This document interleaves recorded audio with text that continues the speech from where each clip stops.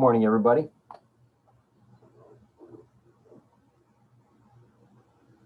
Good morning.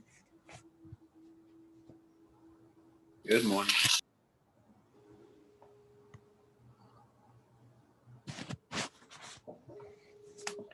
Darren, do you know what participant guide we're using today?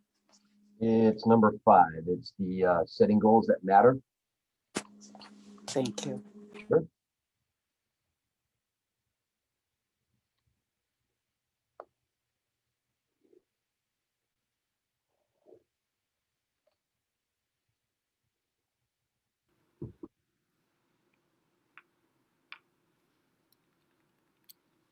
Anybody doing an open house this weekend?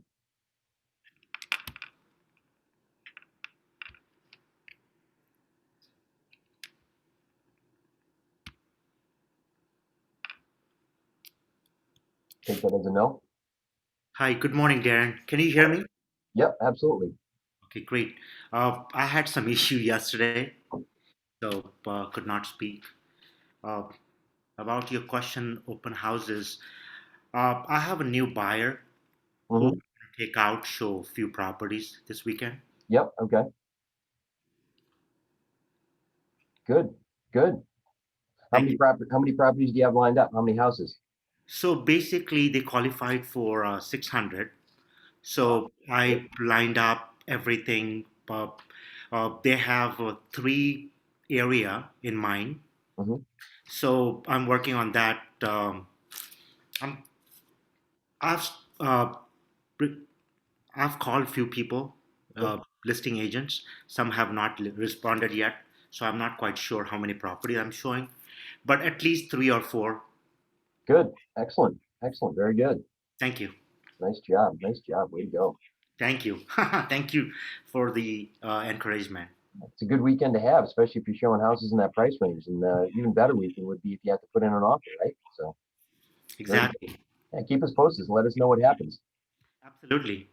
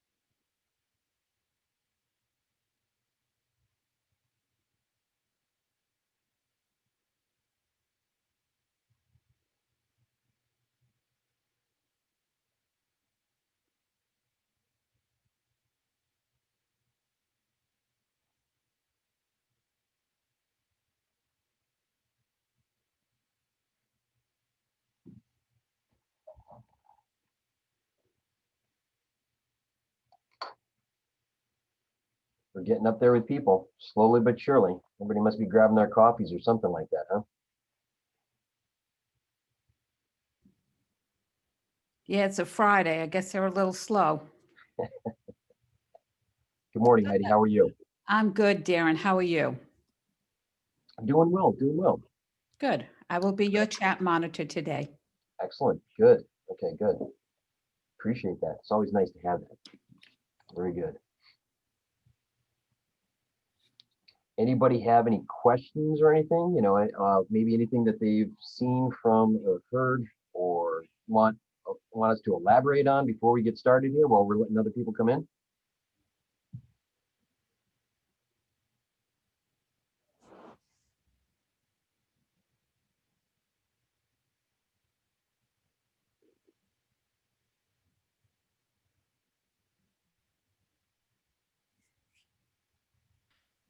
Hello.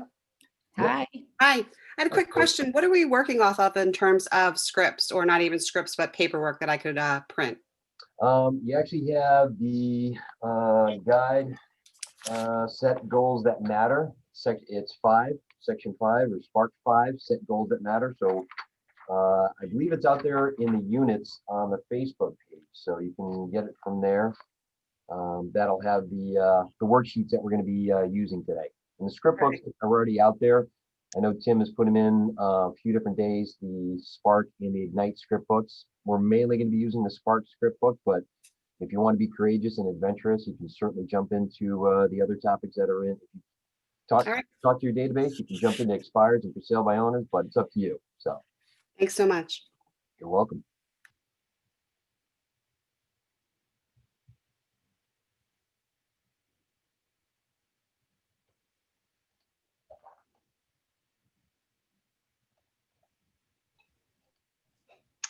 Darren, I have a quick question. Sure. Do you think it's a good idea to go to the family reunion? Is it worth the money to go? Absolutely not. No, avoid it like the plague. I'm just kidding. No, honestly, this is going to be my third one, and every time you go there, you just come back with a wealth of knowledge. It doesn't matter if you've been in the business for like 10 minutes or 10 years.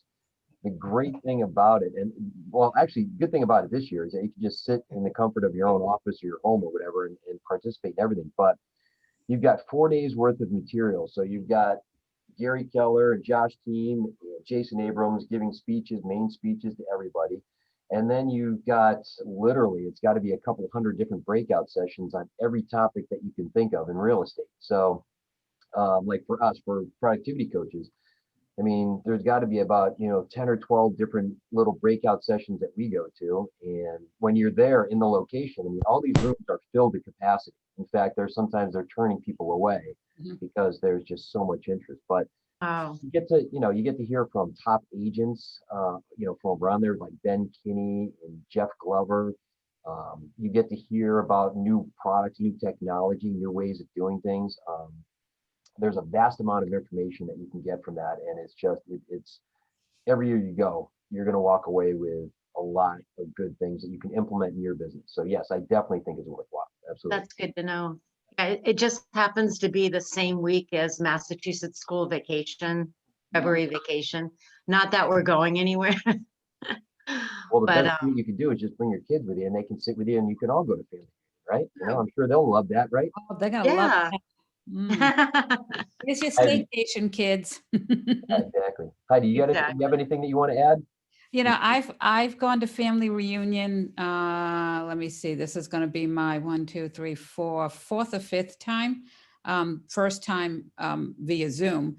What I enjoy is when I was going as an agent, I got to decide the path that I wanted to follow at family reunion. In other words, what specific breakout sessions did I want to take that were applicable to the business direction that I was heading in, whether it was working with sellers, working with buyers, technology, investment, land, whatever it was, they had several different breakout sessions.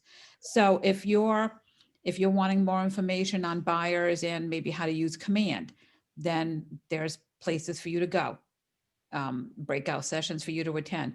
They have a lot of larger ones as well, where you're getting the state of the company, meaning that's the big one that they have usually in the biggest convention hall possible. That's where Gary Keller and I think Jay is usually there as well. That's where they're talking about what's going on in the country and in Canada, the world, and the company itself and how it's being affected. Good to know. Yeah, I Very love much. family reunion. I really don't think any other company puts on an event like that. I mean, you're talking like literally like 20,000 people all in one location usually. So I can only imagine now that you're going to have probably over 100,000 people now that it's remote. So very good. All right. So why don't we get started today? We're actually going to be talking about setting goals that matter. My name's Darren. I'll be the commentator for today. The original commentator, I apologize, she had to reschedule at the last minute, so they decided to go out and talk to a lot of educated and charismatic people. When they couldn't find anybody else in that vein, they asked me, so I apologize. You're gonna get me for the second time this week. But hey, we'll get through this. It's Friday, right? We'll get through this. Everything will be good and we'll enjoy the weekend. So fantastic. But any point that you have any questions, comments, anything like that, just jump right in. Like I said, I mean, want to make it more of a dialogue. We have Heidi. Heidi, if you want to introduce yourself, she's going to be monitoring the chat. Absolutely. So I am your co-pilot.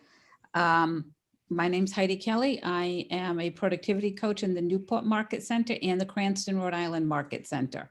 So I will be assisting Darren here today and following up with chat messages. If I miss a question, please send something to me directly, okay? If I miss something, because it sometimes goes kind of fast.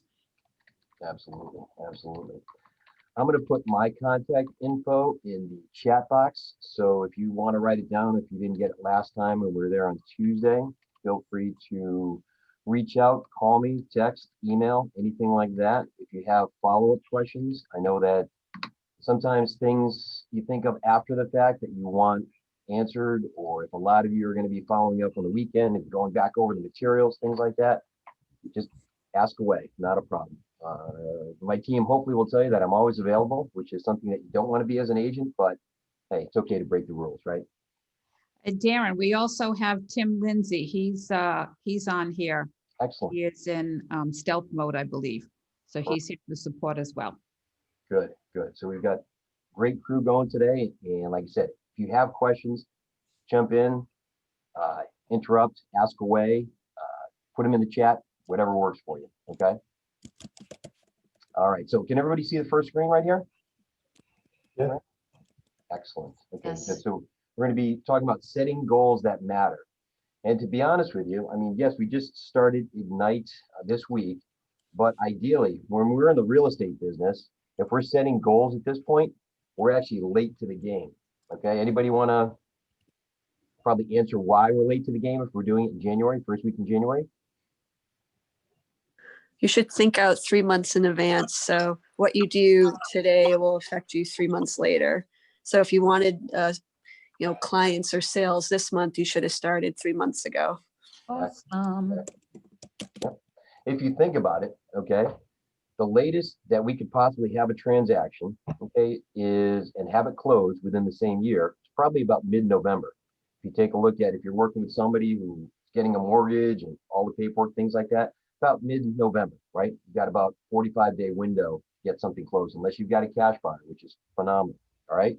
So for us in preparing our business, right, if we want to do this right, we want to be in November planning out our next year's goals. We want to set everything in motion. Today, we're actually going to show you how to do that. We're going to walk through some generic steps of coming together with what your production and your financial goals are going to be, all right? We're going to tie that into why we're in real estate. And then what we're going to do, this is going to allow us to create a plan, a pathway, okay? This is going to be your Waze guide on how to run your business in the real estate world, okay? Having a plan, knowing your numbers, being able to measure them, and taking the appropriate action is going to set you up for success, okay? So this is what successful agents do every single day, all right? We talked about this before. We say that, hey, success leaves clues, right? We've said before that, it's a very simple path. It's not an easy path. However, okay, if you want to be like the other agents, follow what they do. And if you take a look at the two different charts that we have here, the two different lists, we've got ways that they grow their business and ways that they run their business. Okay, so there are things that they do on a daily basis. Okay, there are things that they focus on long term. All right, and take a look at this. It's not a very big list, but it should be fairly obvious, right? For everything that we've done so far this week, everything should be fairly obvious. And if we want to look at the most important things on the list and the things that we're going to focus on today, obviously when you're growing your business, the lead generation is the most important thing, right? We've touched on that several times, and you're going to hear us touch on it pretty much right through to the end of the month of every single class, all right? Lead generation is critical to you basically having a business at all, right? If you don't lead generate, you don't have anything. And one of the things that we're going to talk about today is setting goals so that it gives you that plan, all right? We talked about basically successful agents setting goals, all right? One of the things they also do is they attend training and they get coaching. Like for a lot of you that are in the coaching program right now, you're very lucky to actually have somebody help you out. A lot of companies out there will say that they actually give their agents coaching, but it's limited to like a 15-minute meeting that they have once a month. Don't set goals. They leave a lot on the plate of the agent for them to complete.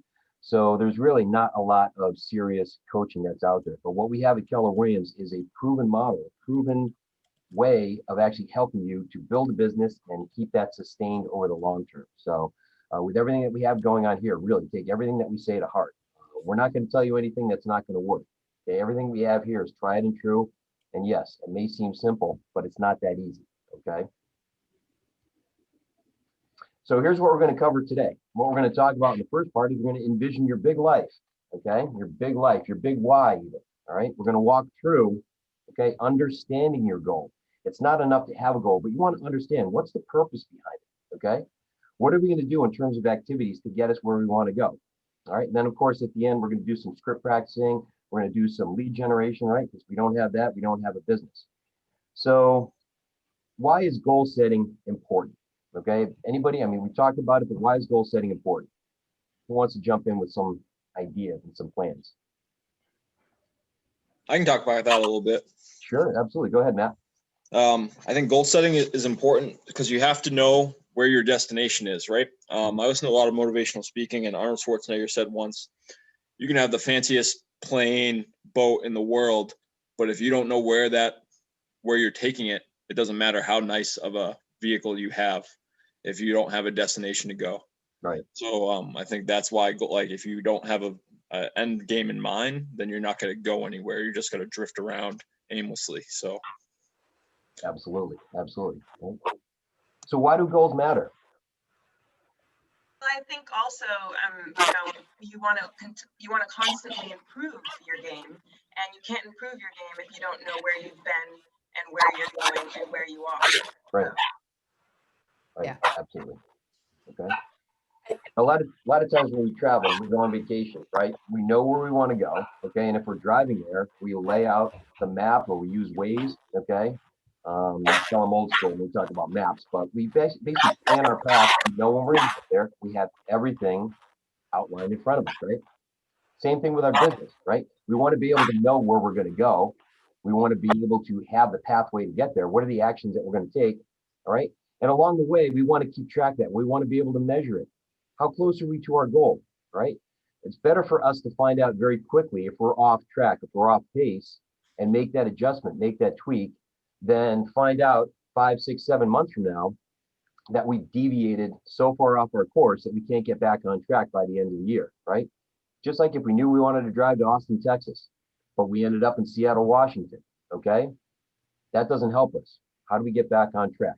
We'd rather know if we took a wrong exit, get back on the highway, start moving in the right direction, right? Okay, good, excellent. All right, perfect. So how many of you have actually read the book, The One Thing? I have. Good. So what's the one aha that you got from The One Thing? Set your goals big. Absolutely, absolutely. What else? Anybody else read it?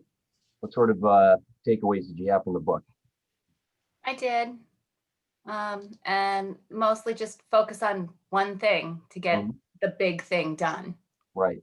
One And little why is thing. that? Why is that? It's Mary. Because you can focus on it. You don't get sort of waylaid by the bigger picture, and you can just focus on that one task. Right, exactly. How many people here are tremendous multitaskers and are proud of the fact that they're multitaskers? All right. He's a lie. Exactly. Yes. Erin Exactly. McLaughlin's in the house. Her name. Hi, Erin. How are you? I'm good. Multitasking is a myth. Okay. Honestly. And for those people that used to be proud of it, well, not so much anymore. All right. Honestly, if you are focused on something and something distracts you, it takes you 10 to 12 minutes to actually get your attention back on what you were originally doing. Okay. And because of that, that's why you feel that even though you've got a lot of things on your plate, you're checking things off, that you don't ultimately get things done because distraction wise, it's not there. So the book and the premise behind the one thing, and it's a great book, so I highly recommend it, by the way. And your market centers may actually have copies, so ask them if you can actually get one from them. All right. But read that and find out what's the one thing that you can do to make your life easier. On the business side, on the personal side, okay, you can apply this to pretty much everything in your life, but what's the one thing that you can do to make your life easier? All right, simplify. We're only going to focus on the things that are important. You're going to remove the stuff, the inefficiencies, take out all that stuff. All right, and we're going to incorporate a lot of what's in the one thing that drives our big why in our goal setting. Okay, so somebody want to read this quote? Somebody want to say why it's important?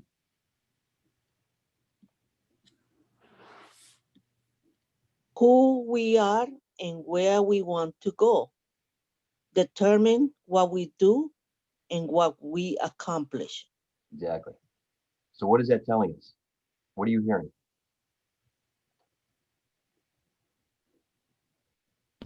It's that we're in charge of our own destiny and success. Absolutely. Also, what we're doing is what we is gonna determine where we go, our destiny. Right. Exactly. Our destination. Mm-hmm. Yep. Definitely. Right. Okay. What we do matters when it comes down to it, especially when we're at Keller Williams, right? What we do matters. What we stand for matters. Okay. And how we implement that in our lives and our business is key. Okay.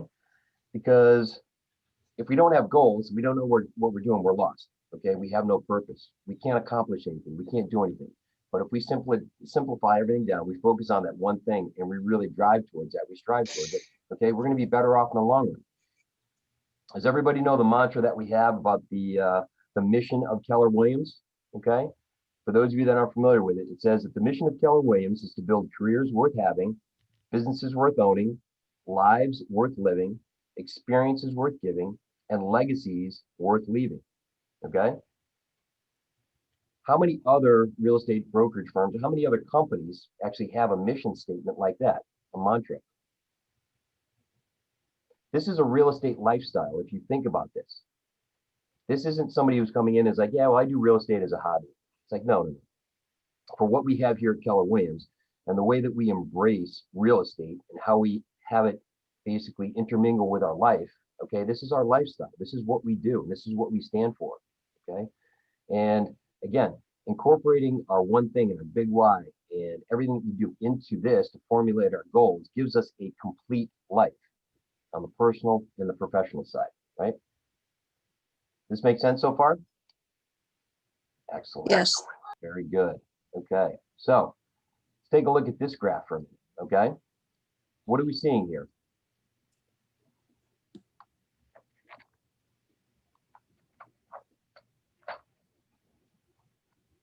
I know it's a lot of questions, especially for a Friday morning, okay? But if we get the caffeine going, things start to happen. So what are we seeing here? What are we seeing?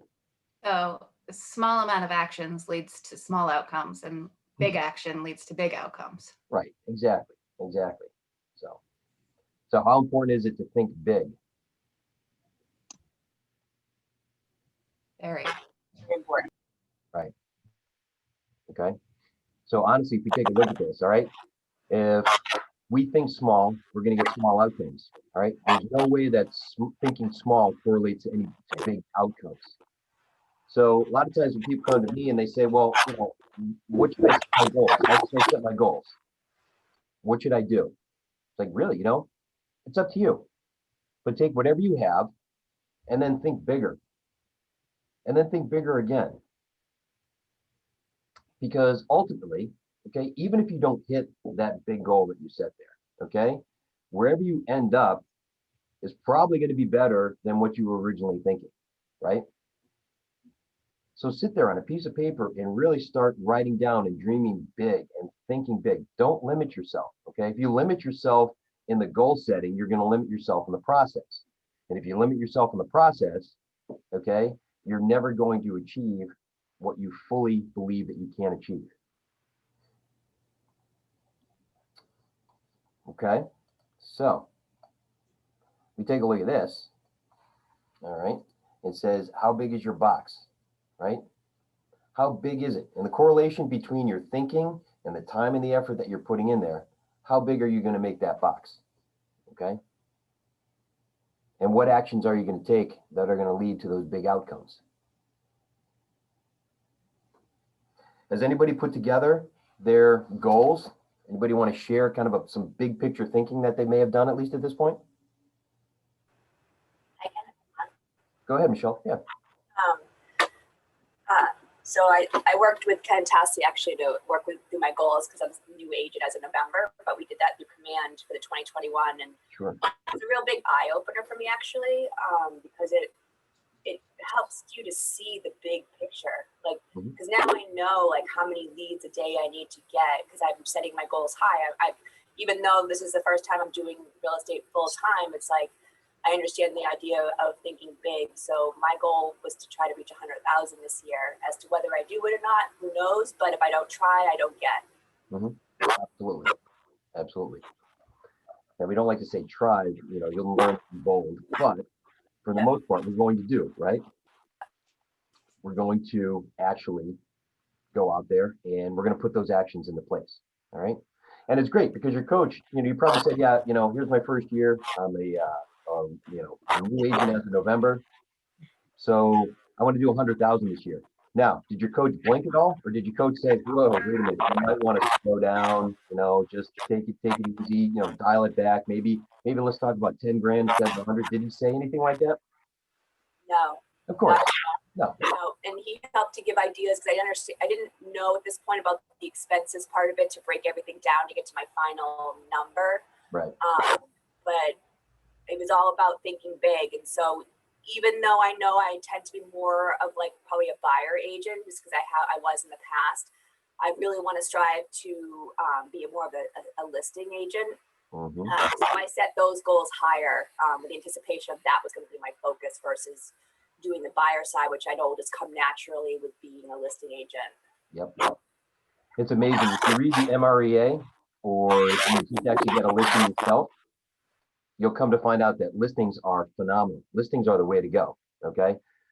I love it when people on the team, you know, and you're coaching them and they get their first listing and they find out what listings are like. And they're like, wow, this is so much easier than working with a buyer. So yeah, definitely focus on the listing. It's the way to go. Take a look at this from the perspective of a sports coach. Okay. If coach walked into the team in the locker room at the very beginning of the season and basically came in and said, hey, we're just going to go out there and maybe do some good things, maybe win a game this season. We'll see. We'll see what happens. I don't really know. Okay. How do you think that team is going to perform over the season? Right. But if a coach comes probably in 7-9 and not make the playoffs, Darren. Just a thought. Yeah. Okay. Feels familiar, doesn't it? Yeah. Well, as a Giants fan, I can commiserate with you. I know exactly what you're talking about, and you just keep breathing and you say, wait till next year, right? So, but yeah, 10, hoping that Philly wins. Yeah, exactly. You're laying it on the line with another team. That's your first mistake right there. So. Hi, this is Karen. I wrote a goal about and now I'm thinking it's too vague. It says I have a successful real estate career and have many qualified renters, buyers, and sellers as my signed contracted clients so that I get commission from their use of my services and their sole realtor. But I don't even have a price point or what is it? I don't know. Now I realize it's kind of just like vague.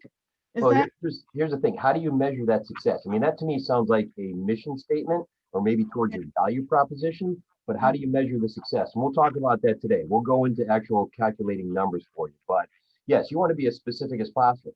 Say, like to Michelle's point, I want to make $100,000 by December 31st of 2021 by working exclusively with listings with, let's say, 26 listings. And that's how she's going to do it. So that's how she comes up with her goal. Very, very specific, something like that. Okay. So we'll talk about value proposition on Monday. All right. Corinne's going to be showing you that. But for today, we're going to specify what our goals are, and then we'll incorporate our value proposition. All right. Okay, great. Thank you. Yeah. So getting back to the, the sports analogy, if the coach comes in the locker room and says, hey, this year we're going to win it all. We're going to go to the playoffs. We're going to go to the big game and we're going to win it all. All right. And keeps that motivation going. And yes, there's going to be trying times. There's going to be good times, but either way, keeps that motivation going. Right. Then sky's the limit at that point. Right. You're going in with big thinking every time you practice, every time you play in the game, big thinking right there. So don't limit yourself. What happens is new agents tend to come in and they're like, well, I don't know enough and I can't have that conversation. And, I'm just going to work with, a couple of buyers right off the bat because, I feel more comfortable like that. It's like, no, jump in, start doing stuff, script practice, right? Gain the knowledge and the experience, role play, get the practice going, have the conversations, make the calls. All right. The first time that you reach out and you have that contact with somebody, it's the most difficult time.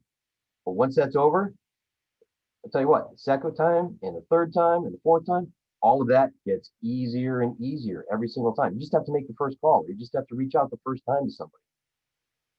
All right. And that's where you're really going to learn. And that's where you're going to expand. And you're going to surprise yourself too. All right. Everybody here knows a lot more than they think they do. And all this is doing, all this training is just adding to that. Okay.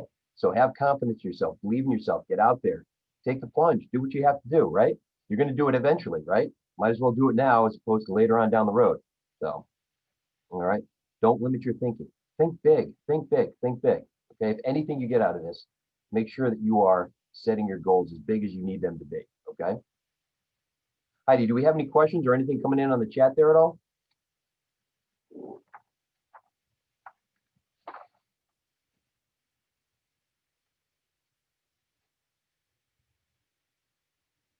Well, we'll get back to that in a second. So, okay. So now what we're going to do is we are actually going to do an exercise here. It's called My Big Life. It ties into My Big Why.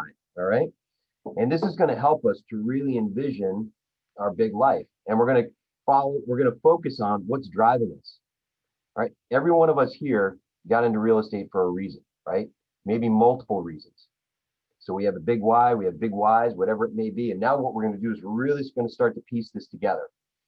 So for all of you that have the handout that's in there, okay, on page 3, you're going to see basically a couple of rectangles and a circle in the middle, similar to what we have here, okay, but it's blank. And what we're going to do is we're going to take some time to fill it out. So I'm actually going to tell you what to do in filling this out. All right, so I'd say grab a copy, grab a pen, or better yet, if you've got a piece of paper and a pen, you can actually draw a circle and you can draw the 5 rectangles that they have around there, or maybe even more. Okay. But what we're going to do is we're going to walk through an exercise to help us really piece together what our big life is. Okay. All right. Now, in each of the 5 rectangles, okay, we're going to write about a person or a cause that we care about. Now, it could be even something along the lines like you see right here that somebody's talking about their student loan debt. Okay. But something that can be impacted by our success in real estate. Maybe something that's driving you in real estate. All right. We have an agent who is part of our team. She just actually graduated from our team a little while ago. Her personal, I guess, charity that she focuses on is pet adoption, specifically dog adoption. So she actually printed out and came up with customized folders that actually have her picture on the inside with one of the dogs that she's rescued. And a portion of the proceeds that she has from every closing goes towards dog adoption, okay, in the local area. Okay, but whatever it is, something that is personal, okay, and we're going to have 10 minutes to go through this, so you don't have to fill this out right now, all right? So in each of these rectangles, we're going to write out person, cause, something that's driving us in real estate, and we're going to attach a dollar amount to it. Hey, Darren. Yes. So I'm noticing that we're not getting the left-hand side of the chart that you have up there. Right, right. This is just an example of it. So if somebody wrote up here, so it's just No, a piece of it. I mean, we're not seeing the whole thing on your screen. Right. It's designed like that. It's just showing part of it. Like if this was somebody's thing, you have the full blank sheet in the worksheet right here. So you actually have the full picture right there. Okay, well, we just got those, so. Oh, okay. Yep. Yeah. And that's the thing too, is even if you want to write it down on the pad, or it's something that you can also follow through later on as well. too. Oh, okay, thank you so much. Yeah, absolutely, absolutely. Okay. So now when we're writing out what we have on the rectangles, we want to go to the center of this. Okay. And in the circle, we're going to add up everything that this is going to require. So what is the financial number, quantify this, of us reaching our goals and leading a big life? Okay, what does this tally to? All right. So some things you can put a dollar amount on, some things you can't, some may involve time, but what we're trying to do is we're trying to get it a perfect vision of if we hit our goals and financially we were able to cover all of the reasons why we got into real estate in the first place and the things that are important, the causes and the people, what would that look like? Okay. So let's take some time to actually do that. Right now it's about 9:30. So why don't we take about let's take 7 minutes if you want to write this down and come up with something. Okay. So at 9:37, we'll get back here, and I'm going to go through some of the things here in the chat as well. But let's write this down and let's come up with things. And if you don't finish right now, this is always something you can do later on, either later today or this weekend as well. Okay. So we're putting something in each one of those, we're putting something in each one of the squares. Yes, if you're able to put something in each of those squares, if there's numerous things that that you have in terms of things that you want to help when you're successful, then that's fine. If not, limit it to whatever it is. Maybe it's 1, maybe it's 3 or 4. Maybe there's more than what you have here. Maybe there's 6 or 7, so you can write in additional boxes. But those things that matter the most to you. Okay, great. Okay. And is it in personal, not like just, it can be personal too as well, right? We're looking at this as more of a professional level, but the causes and what's in those rectangular boxes will be personal, and there'll be things that you can help based on the success professionally. Does that make sense? Yeah, like I see the one that says get through school debt. So if like mine is to pay off my daughter's college debt, is that like, that's what we're doing? Yep. Okay, perfect. Thank you. In the middle for? The number in the middle is for? Sorry, what was that, Karen? What is this number, 364,000? What's that representing? That basically tallies up all of the rectangles, okay, all of the causes that you have out there, the financial causes, the things that are personal to you, and it totals it in that circle.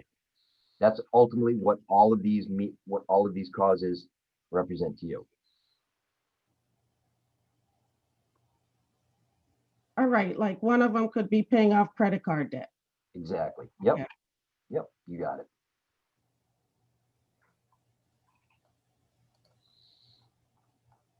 Sorry, Darren, I'm having trouble with getting all the slides. Did you put it in the chat again?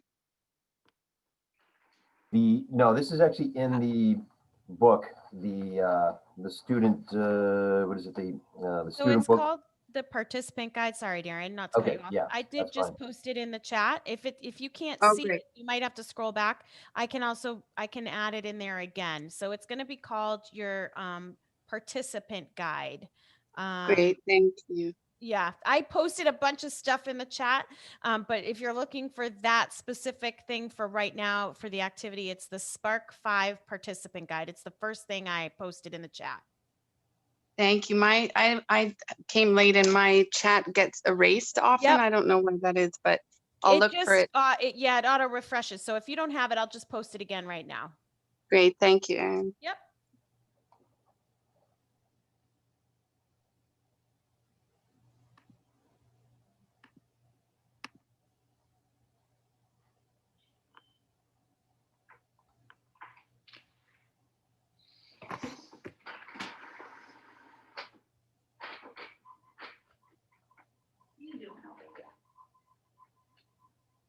My printer?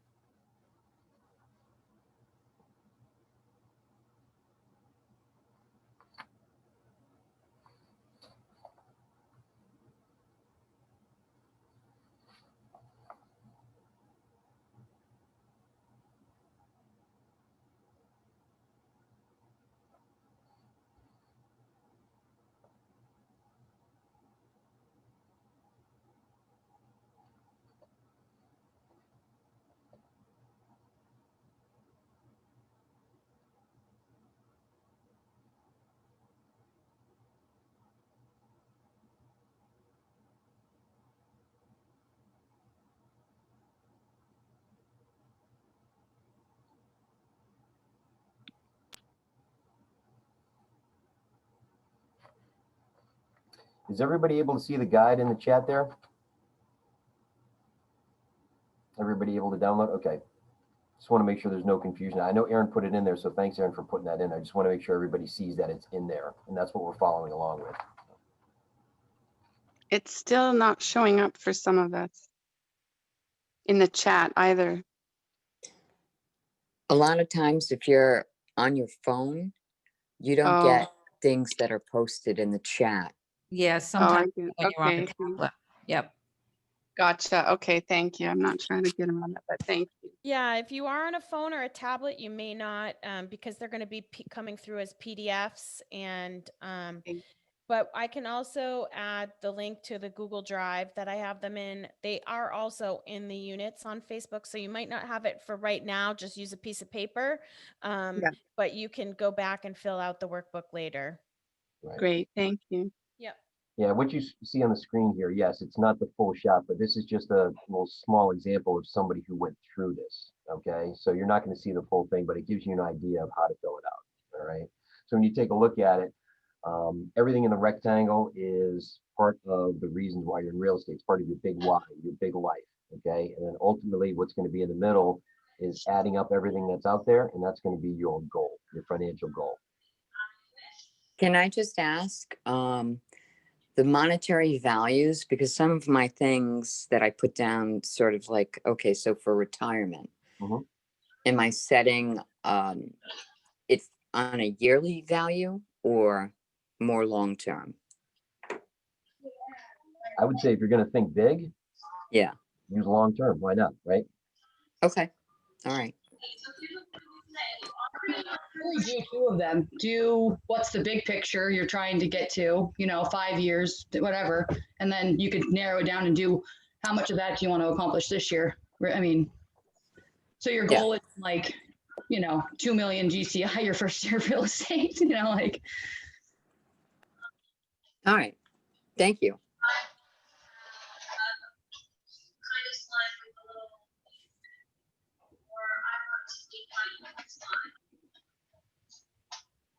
Okay, so you need to make up another sentence to go along.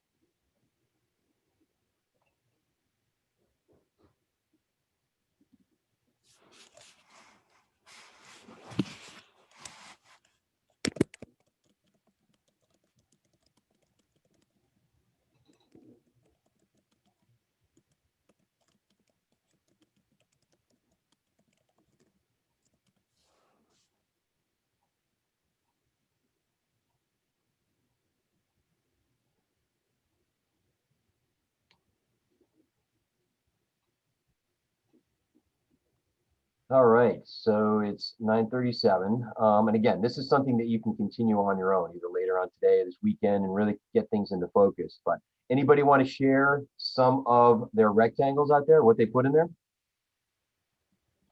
I will. Sure. Hi, Thanks, Joyce. it's Joyce. Good morning to you. Morning. In my first box, I put my family. That's what I want to do for my family. And retirement for me and my husband, 150,000. But when I was adding up my boxes, I think I have to make more because I came over to 180,000 that I put down. And I want to give to St. Jude for children. I want to invest in property. And I also want to help renovate my church. So Good. that was what I vision in my big life. But I understand I have to make more money to do all those things. That's why we're shooting for the stars here. We're envisioning big things. If we sit there and said like, well, I just want to make enough to, buy an ice cream cone or something like that. I mean, that's not really, shooting for the stars and thinking big. We're trying to get our thought and our process of thinking to expand. The only thing I would say is I said that those are all great causes that you have there. When it comes to your family, what specifically can you do for your family? Like, let's say go on vacation, you're taking a vacation to Disneyland, and how much is that going to cost? Something like that. So you can be even more specific with that as something else that you can really define in there. Okay. Very good though. Very good. Excellent. Anybody else? Anybody else want to share? Thanks for doing that, Joyce. Yeah, I'll go. All right, thanks, Donna. No problem. So one of my kind of charitable things, I've got a couple. Mhm. So I'm going to group them together. So Rosie's Place in Boston is a woman's shelter, started by a woman in the early 1900s. Unfortunately, they won't even take clothing right now because of COVID. So, and they can't have any volunteers working there. So it's pretty slim pickings. Yeah. I'm an animal lover, so the Animal Rescue League. I don't, oh God, I've got too many charities. I'd like to support the restaurant industry in Boston because I remember Gary Keller's chart at, I think it was Mega Camp, about the people impacted the most by COVID, and they were all on the right side of the chart, and those are all the people in the service industries. So I'd like to do something for them. Good. I'd like to do a family vacation, my whole family. My sister, nieces, nephews, their families. And then I'd like to put money away for a rainy day. Excellent. There you go. There you Thank go. you. Nice job. Nice job. Thank you for sharing too. We appreciate that. So. No problem. So what we're doing here is we're actually taking everything and we're thinking as big as we can. And we're saying, okay, what's our big why? What's our motivation? If we want to live the big life, this is our definition of big life. It's covering all of these things. All right. So now we're really thinking big and we're getting our thoughts out there and we're saying, this is what we want. This is what we need. So we've got our vision. Okay. We're putting together what we want to do. Now let's start diving into what this is going to basically look like in terms of our calculation for our type of business. Okay. And remember, yes, we may not hit our ultimate big goal, but even if we surpass what we originally wanted to do, we're setting ourselves up on a very strong path, because even if we surpass what we originally wanted to do, we've got momentum. That's going to keep us going. So it's not just where we're at, but it's also where we're going. And ultimately, we'll get to where we want to go. All right. Make sense so far? Yeah. I have a quick question about that, if you don't mind. Yeah, sure. I don't mean to hog up the whole thing. That's okay.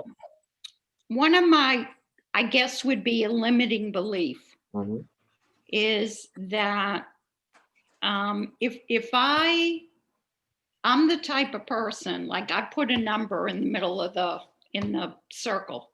Right. And I'm the type of person, if I don't make that number at the end of 2021, I'm going to beat myself up.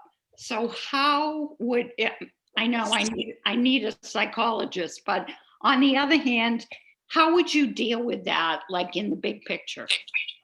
Well, let me ask you something. What does that do for you when you beat yourself up? Not much, nothing positive. Okay, all right. Well, here's the thing. What I would do is I would actually keep a journal. And every time that you hit a milestone, and it could be like, well, I made my first database call. I made my first expired call. I texted, a friend I haven't talked to in 30 years. I got my first agreement. I got my first appointment, whatever that may be. Keep track of all that. Okay. Okay. Daily basis, write that all down. At the end of the year, maybe you don't hit your financial goal. Okay. But if you go back over that journal and you look at all the positive things that you wrote in every single day, you are going to be massively surprised at just how far you came. All right. Because next year, Donna, I'm hoping that at this point next year, you're going to be teaching one of these Ignite modules, right? You're going to be coming in, you're going to be doing that. So I would love to. Absolutely. So here's the thing. When you look back in December and you say like, well, I didn't hit this number goal. Okay. That's the thing too, is that just take it a step back, is we don't want to make this all about numbers, and it's all about numbers and this measurement, because it makes it feel impersonal, even though we are working in our big life.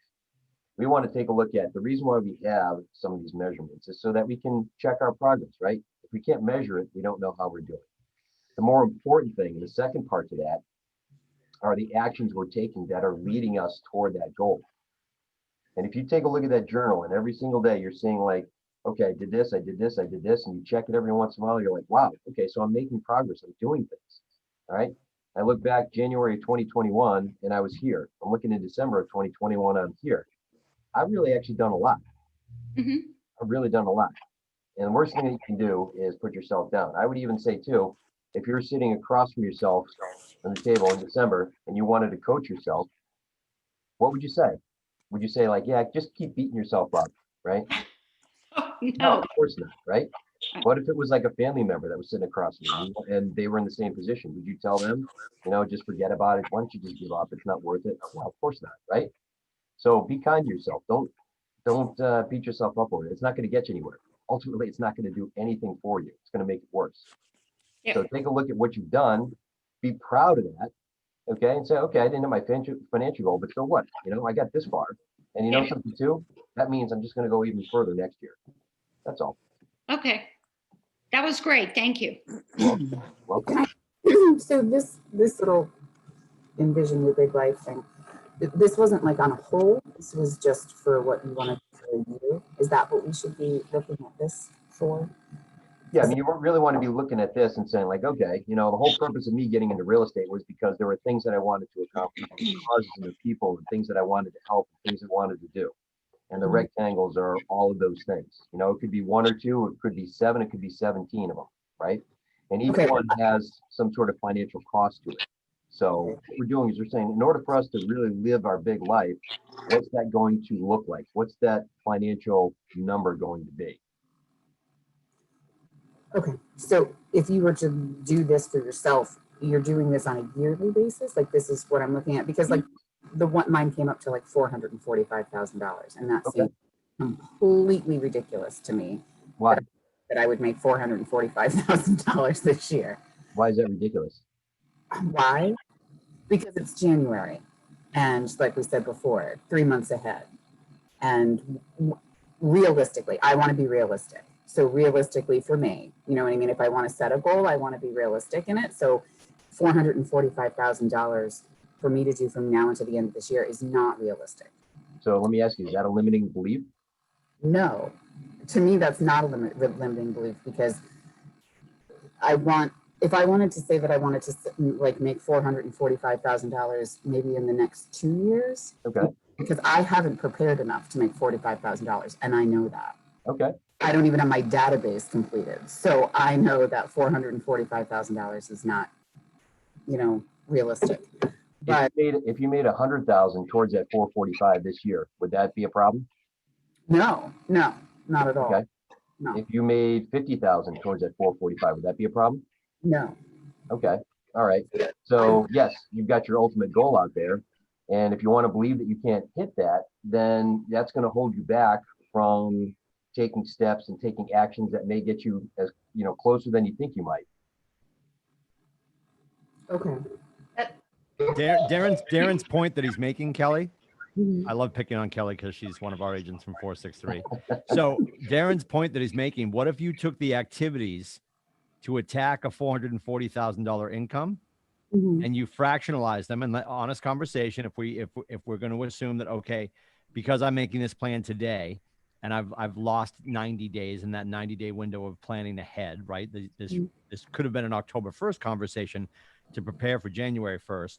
So even if we fractionalized out and you only made 75% of the 440 you wish to do because you put 440 activities together to get today, would that be okay? Yeah. Okay. I mean, and that's really the conversation is, well, this year's already lost. If it's January 8th and you feel that this year is already lost, on Gary's behalf, I'll ask you to shut off your monitor and go get a paper route. Or if you like success and opportunity for your families, let's start to attack, let's put together that 440 plan and just start.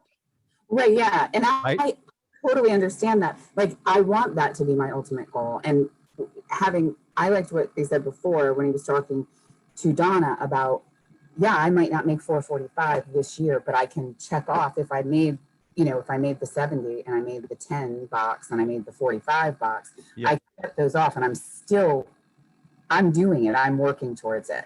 But I need you to erase the top of your comment. You said, I want to make 445. Want equals lack. It's a bold law, right? My intention is to be 4 buckets of amazing with a side of fries. And I'm going to do that by putting together the attack plan for 444 in income today and start to behave that way today, right? The greatest question that a coach can ask is, what would a mega agent be doing today in their business? Because we all know what those activities are. Are we willing to do them? My concern is we could be having this conversation on October 1st, and a lot of you would think of the number or the amount of families you want to help and still feel it's out of reach. So when are we going to decide to be ready to be awesome? And that should be today. Okay. So this number. I'm excited about your 75% of $500,000. It's going to be great. Okay. All right. So we should just be, this should be my number. And no matter whether I make it or not, I should be aiming to make it. And that's it. Exactly. Yeah. Can I just jump in? And I know you're getting like tag teamed by coaches right now, but this conversation actually, Kelly, thank you for putting yourself out there, because this is important for everyone on the call right now who are having these same kind of thoughts, right? Like, oh my God, it's January and I'm already late to planning. Well, you're here and you're where you are right now. So make the plan for the next 12 months, and who cares what the calendar says? Like, don't use it as an excuse to support your not doing it, right? Like, just do it anyway. Okay, so 12 months from now, this is where I'm going to be, and it might be 2022, whatever. Like, it's Right. okay. Yeah. That's being and making this, well, because like one of them is Carson's college fund. Carson's one, he's not going to college for a long time. So you've got some time. Yeah, so I've got a little time on that. But and I also think, just coming from the other classes that I'm taking, which are financial classes, I'm trying to create things that I look at every day. But I understand what you're saying now. I should be looking at it every day, and I should just be planning every single day that, I'm going to make $445,000 this year. That's it. Like, just do that. And then if you make more than that, fantastic. If you don't quite make it, just keep doing it until you do. So, okay. I mean, to Aaron's point there, December 31st is an arbitrary number. I mean, it's not as though everything shuts down and then we've got to get everything restarted on January 1st. And it doesn't mean that all your transactions better close by December 31st or you lose them. No. Everything overlaps, and it's just a continuous cycle. But if you don't get that momentum going now, like if you're pedaling a bike, you don't get that momentum now, you're not going to be able to cruise when you get further down the road. And even though it may seem like a huge number, the more momentum you have and the closer you get to that, whether it takes you 12 months, 18 months, 24 months, whatever it is, when you get to that though, you're still going to keep going and you're going to blow through that and you're going to continue on. Now you've got to reset those goals again. Darren's point is, what if you set $1 million goal and screwed up and only made 800,000? What an embarrassment, right? I mean, that's it. I suck. That would be terrible. Yes. Yeah. Go, forget it. You're done. Okay. I get it. At that point, the paper route is looking better and better, right? Wouldn't you say? Yeah. So there you go. You guys just totally, because that just totally flipped right around my head. So thank you very much. Oh, 3 coaches for the win. Woo! Yay! No one's ever said that and put it in that format, that it's a forever going 12 months, which, we have that hesitation, like, oh no, it's January, it's really March or April, and I'm already behind. So thank you. You got to start somewhere. What about the person that gets their license in May? Do they have to wait till October to do something? Oh, good point. So I have to say, my goal, I guess I am thinking big, was $3,800,000. Impressive. Go, Nancy. Yeah. There you go. Nice. Got to see what all that entails there. That's awesome. Very good. Okay, excellent. So has that helped? Like I said, you got 3 coaches for the price of 1 here. So has that helped? Yes, absolutely. Excellent. This exercise actually really reminds me of a book that I read. It's saying like, don't change your rhetoric so that you're not saying motivate yourself to do something, because you're taking all your motivation and you're tackling your limited beliefs and you're going head to head with that. Instead, say, get out your own way. So they say, if you want to succeed, just get out your own way. And I really like that. That's good. I wanted That's to share good. Yeah, well done. Yeah, well said. Very good. That's excellent. Hey, Darren, Yes. for those people that struggle with planning for a year, a great book to read is The 12-Week Year. Yes. And that's what I'm having my coaching clients work off of is 4 sets of, 4 quarters where you have the opportunity to set a 12-week goal, and it gives you a smaller bite-sized time frame in which to be able to accomplish that goal and then tweak it going into the next quarter. So you don't have to worry about 12 months. You only have to worry about 12 weeks. Exactly. Much shorter time frame. Nobody can project what's going to happen in December, but you can Right. have a better idea of what's going to happen in February and March. Right.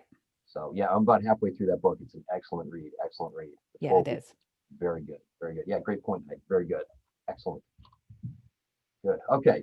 So now we've got the driving force, the motivation behind our goals. All right. So now we want to get into how do we look at our goals? How do we calculate this? How do we really put this into our business and our activity? All right.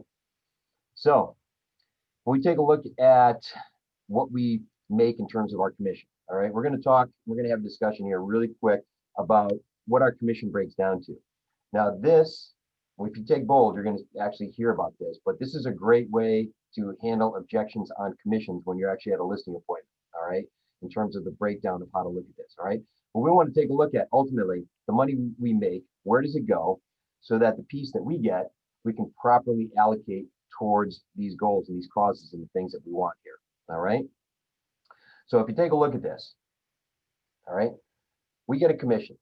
If we're a listing agent, okay, typically 6%, right? Shoot for the moon, we get 6%. That's where we want to go. Now, of that 6%, do we get that full amount?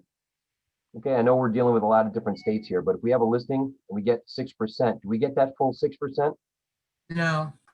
No. Okay, we don't. Half of that, or 2.5 to 3%, goes to the other side, right? So now we're left, let's say, with 3. Okay, of that 3, all right, 1 of that goes to the market center, right? That's a split.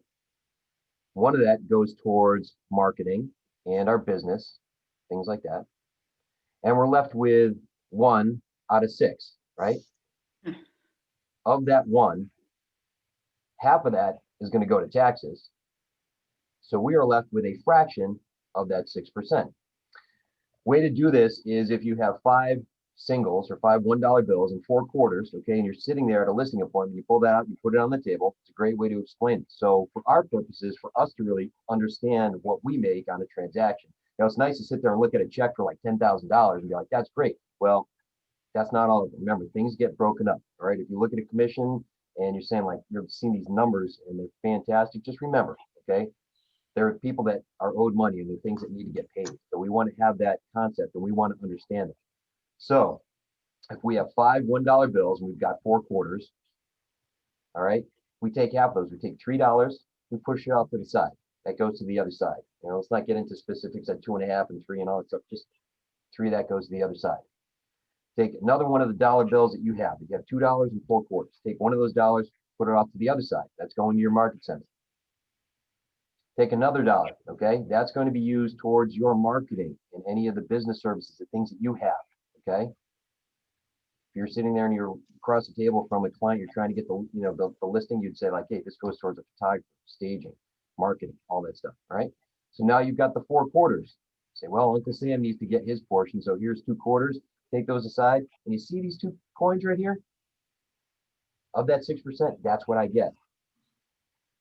It's great for us to mentally conceive this and put it in there so we understand what we have on our end, okay? But this is a great demonstration for those listing appointments when you have that commission objection, like people look at the 6% like, whoa, that's a lot of money. Well, hold on a second here. Let me break this down for you. That's why we're a full service broker, because we do everything and anything for you, right? Okay? So understanding where the money comes in and where it goes, okay, allows you to sit there and look at these numbers and look at the money, look at it realistically. Right? A good book that's out there, Mike Michalowicz, and I'm not even going to bother to spell his last name for you, but it's called Profit First. Okay. I'm not going to get into details of it, but if you ever read that book, or if you haven't read that book, I highly suggest it. There's a great way to actually set up your finances, okay, so that you have accounts that take care of all the necessary things that you need to cover in your real estate business. Okay, it's called Profit First.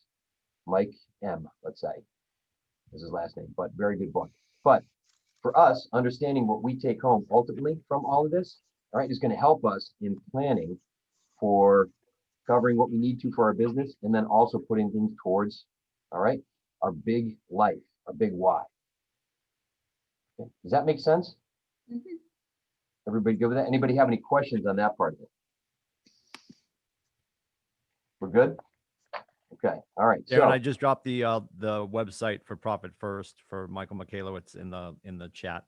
There's a whole website, just like the one thing, there's a website for that book as well. All the learning resources for Profit First are there. yep, excellent, great. Thanks, Tim, appreciate it. Showing what the book looks like.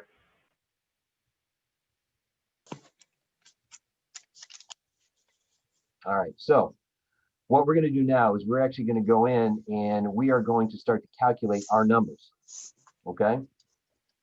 Now, there's numbers that are on the screen here. These are just generic numbers that were put in. You may or may not know some of these numbers and some of the amounts that are in your market center. If you want to use the numbers that we have on here temporarily, that's fine. But what I would suggest is talking to your coach or talking to your team leader, ATL, anybody, to find out what these numbers are in regards to your market center. Okay. So we want to take a look at actually putting numbers on our goals and coming up with what it's going to take in order for us to hit our big life, right? Our big whys. So I want to take a look at, first off, the average sales price for your area. Okay, what is the average sales price for your area?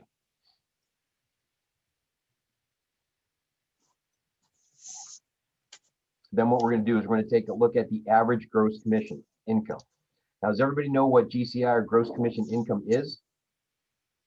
It's basically just taking the sales price, okay, times the commission amount. All right, that's your gross commission income.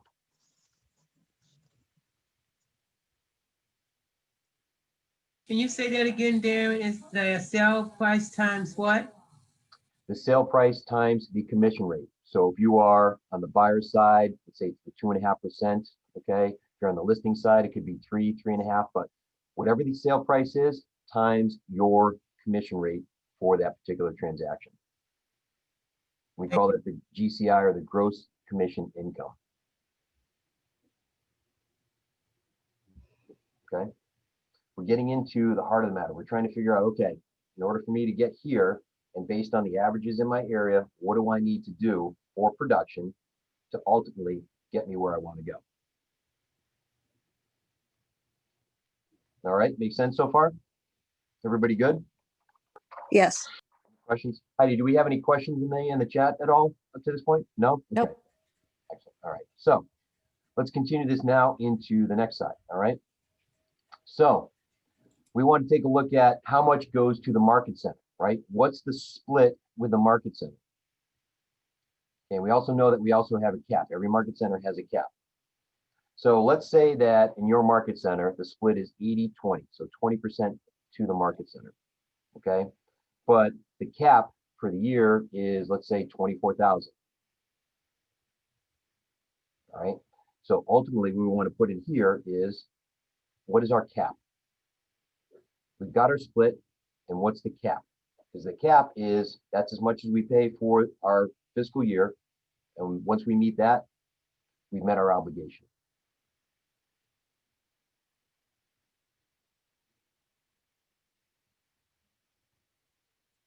Everybody good with that? If you don't know that, or if you don't remember that, then reach out definitely to your coach, team leader, things like that, okay? Get that information. Now, we all have the franchise royalty, right? This is KWRI, KW Realty International. So we all have to cover that. That's something that's non-negotiable. That's 6%, okay? 6% of the gross commission income, but there's a limit to that as well too, all right? In any fiscal year, it doesn't go any higher than 3,000. So we know that our cap, the maximum amount that we're going to pay to the royalty, is going to be $3,000. All right, that's universal. So what we're doing is we're actually taking a look at, okay, what is it that is coming out of that gross commission income. We've got our sale price, we've got the commission rate, we've got our gross commission income, and from there, we're starting to distribute where the money goes. We just talked about it percentage-wise a few slides ago, and now what we're doing is we're breaking it out in actual dollar terms. So we want to take a look at right here, okay? Adding these two together. All right, this is essentially our cost of sales. These are the things that are going to come out when we have a closing. So these are our cost of sales right here. So we add these two together. Everybody good so far? Yep. All right, good. So now we're going to take a lot of the information that we have already put together, and we're going to start to put it into, okay, this worksheet right here. So first off, let's take a look at what is our net income goal? What is the amount of money that we want to make this year, okay? Now, this is actually going to be before taxes, all right? So how much money do we want to make before taxes? This also doesn't include our business expenses as well. We'll get into that, but how much money do we want to make before we actually have to cover taxes and expenses? So that's line item A. Line B is from the previous page, all right? If we take into account our cost of sales, which is the company dollar and the royalty cap, the addition of the two of those, all right? We put that in here.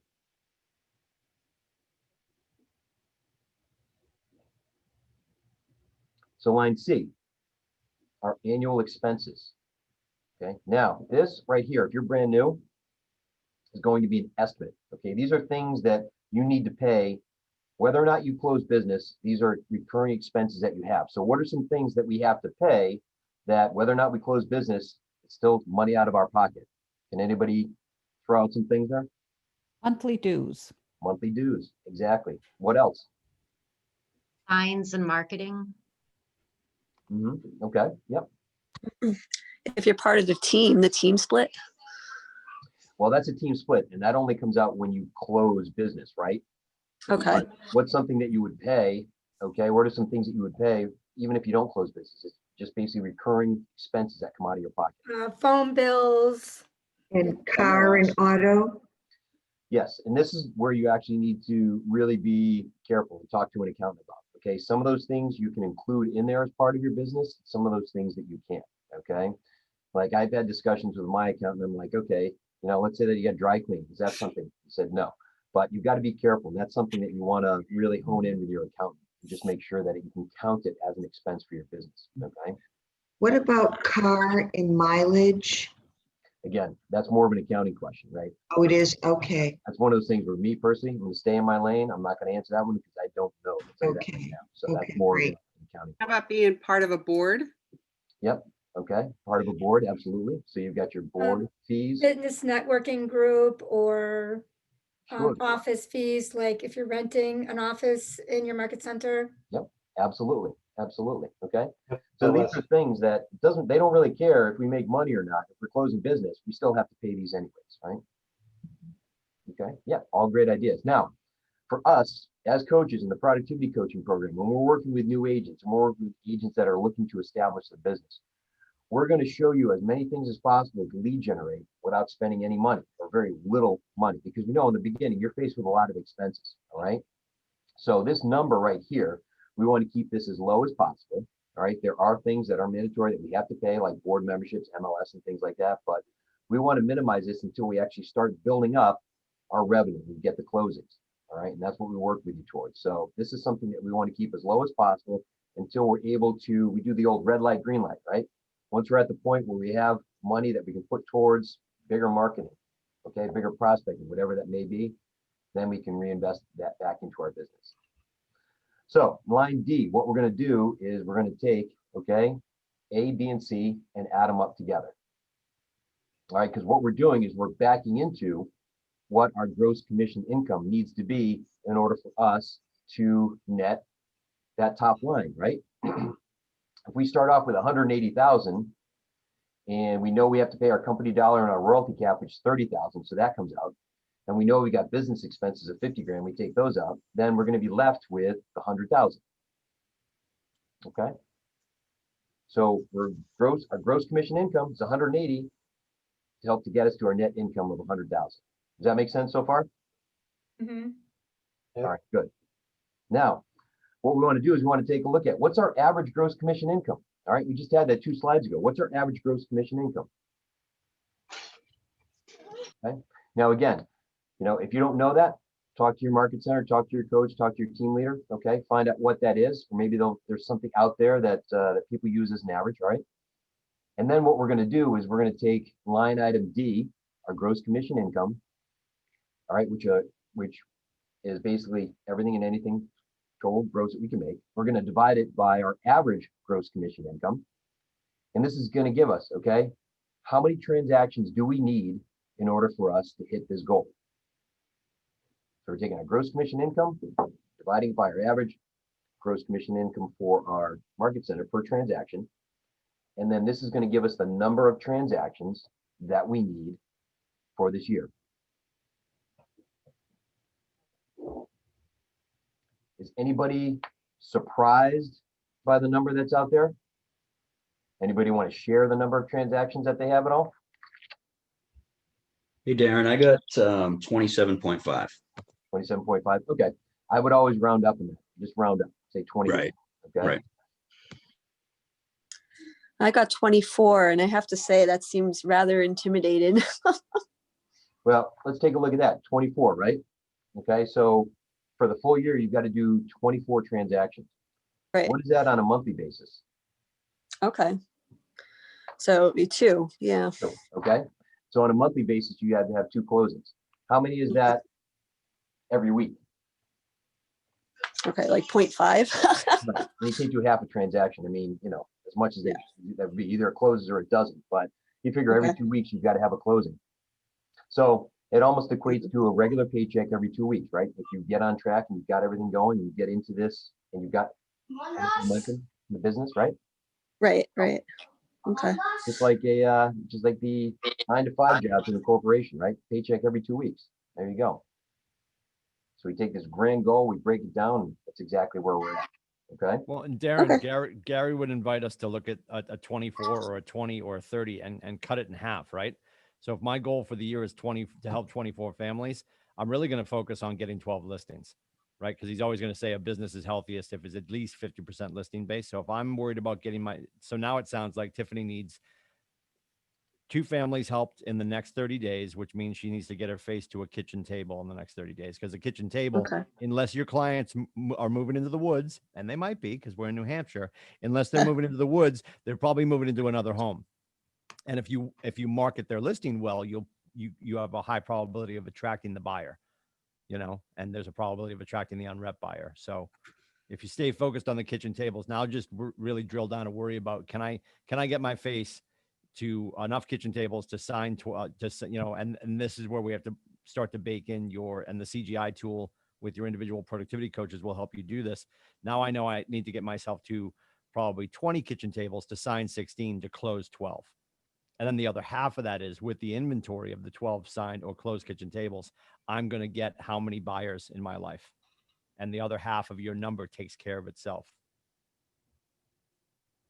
Thanks. Tim, that's a great segue. We'll get into command. We'll show how we can actually put our goals into command here too. So appreciate that. So with the goal setting that we did, we've broken down, we've kind of given ourselves an idea of what it is that we need to do. There's a great way to actually calculate this and put this into command so that we actually can track this on a daily basis. When you go into command on your home screen right here, you're going to see that there is a window right here that has goals versus actuals. So at any given point, once we put our goals into command, we're going to be able to go in here on a daily basis and see how close we are to our goals, okay, with the work that we've done, the activities and the things that we do, right? So this is essential for us to come up with our number, put it in here so that we now have a way to track it and to measure it, right? So I'm going to go through this, somewhat quickly just to show you what it's like, but I would say go back, work with your coach, okay, in putting these goals in here if you haven't done this already, or go back, watch the replay of this and work through this at some point this weekend to get your goals in here. Because as we put more and more business and activity into here, command is going to track this. It's going to see where we are in relation to our goals. So rather than waiting 5 or 6 months from now to see if we're on track to our goals, we're going to know day to day where we are. And if there's a little bit of a variance, we make the tweak or the adjustment, we get back on track. Like we talked about before, we know we want to drive to Austin, Texas. All right, we end up in Seattle. We weren't doing a very good job of tracking our progress. But if we get off at the wrong exit, we just get right back on and we're back on track. Okay. So the way that we go in, we work on our goals is we're going to go under reports. Okay. And within reports, you've got a lot of different things, measuring tools and things like that. But we're going to focus up here on goals. Okay. Now within goals, you're going to see here, there is a pipeline. Okay. You've got everything from leads to contacts to appointments set versus appointments kept, agreements, under contract and closed units. That's the full pipeline of a transaction, right? And as we get momentum going and we talk to more and more people and we get things going, we want to have business in every one of these steps right here. But you'll see that we've got, these are our production goals. We've got a profit tracker, okay? And there's some more information in here for us. And what we're going to do is we're going to go in and we're going to set these goals for 2021, all right? So up top, we're going to click on goal settings. And we're going to say get started. Now you can go in and you can change this as often as you want, but ultimately, you know, you're just moving the goalpost to make it easier for you in terms of hitting your goals. You want to put these in and you want to track accordingly. If you're way off, then yes, you can go in and make the adjustment at some point. But for now, put them in and follow your activity. Check your progress. So you'll see here that we actually have our financial goal, all right, our GCR, gross commission income, broken down, and we're going to calculate all this, all right? And this is the first part of what we do. So when we go in to set our goals, we're going to focus on the right-hand side. And obviously we want 2021 drop-down box. Now, our annual profit goal, we just talked about this, okay? What is it? What's the money that we want to make before taxes, before expenses? In each one of these boxes, you'll see that next to the title, there's a little I in a circle. If you hover over it, it tells you exactly what that box means. Okay, so I'm gonna go through and I'll put in some numbers here. I'll show you what this is all about. So even though it says 2020, it should say your 2021 annual profit goal. So for this, I put in 75,000. Okay, this is what I wanted to do. So that's what I have in here. All right, remember, this is the net income before taxes and expenses. Underneath here, our expenses, right? We just talked about that. In the example, we had 50,000 as the expense. So what did you put in for your expenses, right? And these are things that you're going to have to pay whether or not you're closing business. Expenses are the things that you're going to pay whether or not you're closing business. So we came up with different things that we talked about, right? Memberships, monthly fees, things like that, okay? All that goes in here. Your cost of sales. Now your cost of sales are basically the royalty and the market center split. That was 30,000 in the previous example. Remember, it was 27 plus the 3, 27 for the market center, 3 for the royalty. That's where the cost of sales is. And the cost of sales are just things that we pay only when we close business, right? Only things that only come up when we close business. Now we want to take a look at, all right, what's our business makeup? Are we going to be focused more on listings? We're going to be focused more on buyers? What's it going to be? If you don't know, if you're not sure, leave it at 50-50. Okay, you'll find out what your niche is and you're going to find out what works for you. If it's more listings than buyers, then you know what? Let's say it's 70 and 30. All right, 70-30. Don't worry about leases and rents for right now. Okay, that might skew the numbers, but just focus on the listings of the buyers. Now, the average commission per unit. We just talked about this before, right? All right, what's the average commission per sale? We talked about that, $9,000 in that example. So whatever you know that to be, you've got to put it in for the listings and for the buyers. Okay. The numbers for us in our area, I put in here for us is about 5,000. Okay, and it tracks anywhere from about 4,800 to 5,200, but 5,000 is the number that we use. Okay.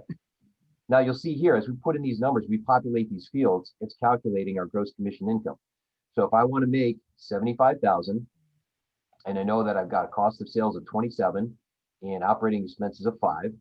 All right, I need to have gross commission income of 107,000. And with a mix right here on the left-hand side of 70% listings and 30% buyers, okay, it's telling me what my business looks like right now on a financial focus right here, okay? Once we have this in place, we just click on next. All right, now we have a conversion funnel, as we like to call it, okay? And it has conversion rates on here. Who knows about conversion rates, or who can tell us about conversion rates? What are they? Hey, Darren, this is Ken Tackey. Yeah, so if you're converting a lead to a contact, for example, which is someone you haven't spoken to someone that you're engaging in a real estate conversation with. Yes. If you talk to 100 leads and you convert 10 of those leads into a contact, that would be a 10% conversion rate. Right. From lead to contact, and so on down the line. Exactly. Yep. It's like to say it's a probability of moving from one step in the process to the next. Okay. So when you go in here, you're going to have default percentages that are in here. Okay. There's already going to be preset conversion rates.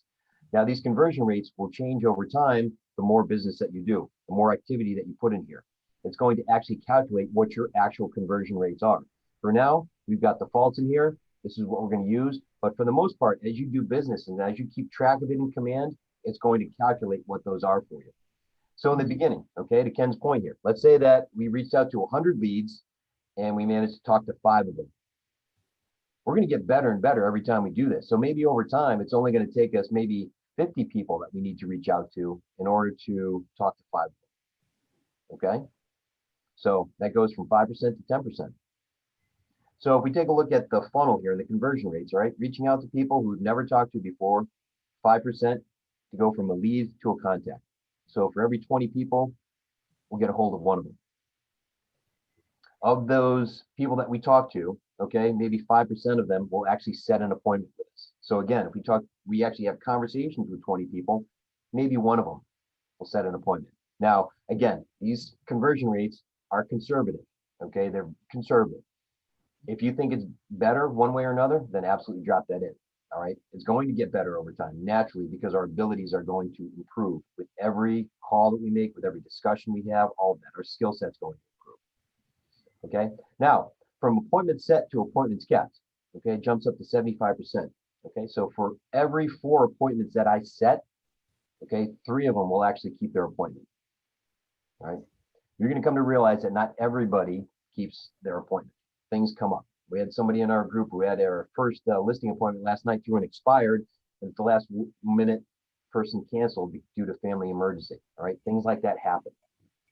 So every 3 out of 4 will actually keep their appointment. Now, of the appointments that we go on, we actually have the discussion with them. For every 3 out of 4, 75%, we'll actually get an agreement out of it.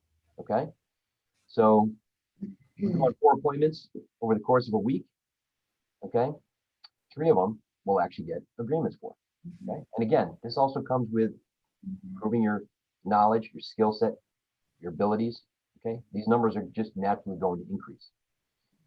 Now, of the agreements to going under contract, okay, I made the adjustment here just based on things that we have in our market center. Okay. But you're going to have 75%, but agreements to under contract.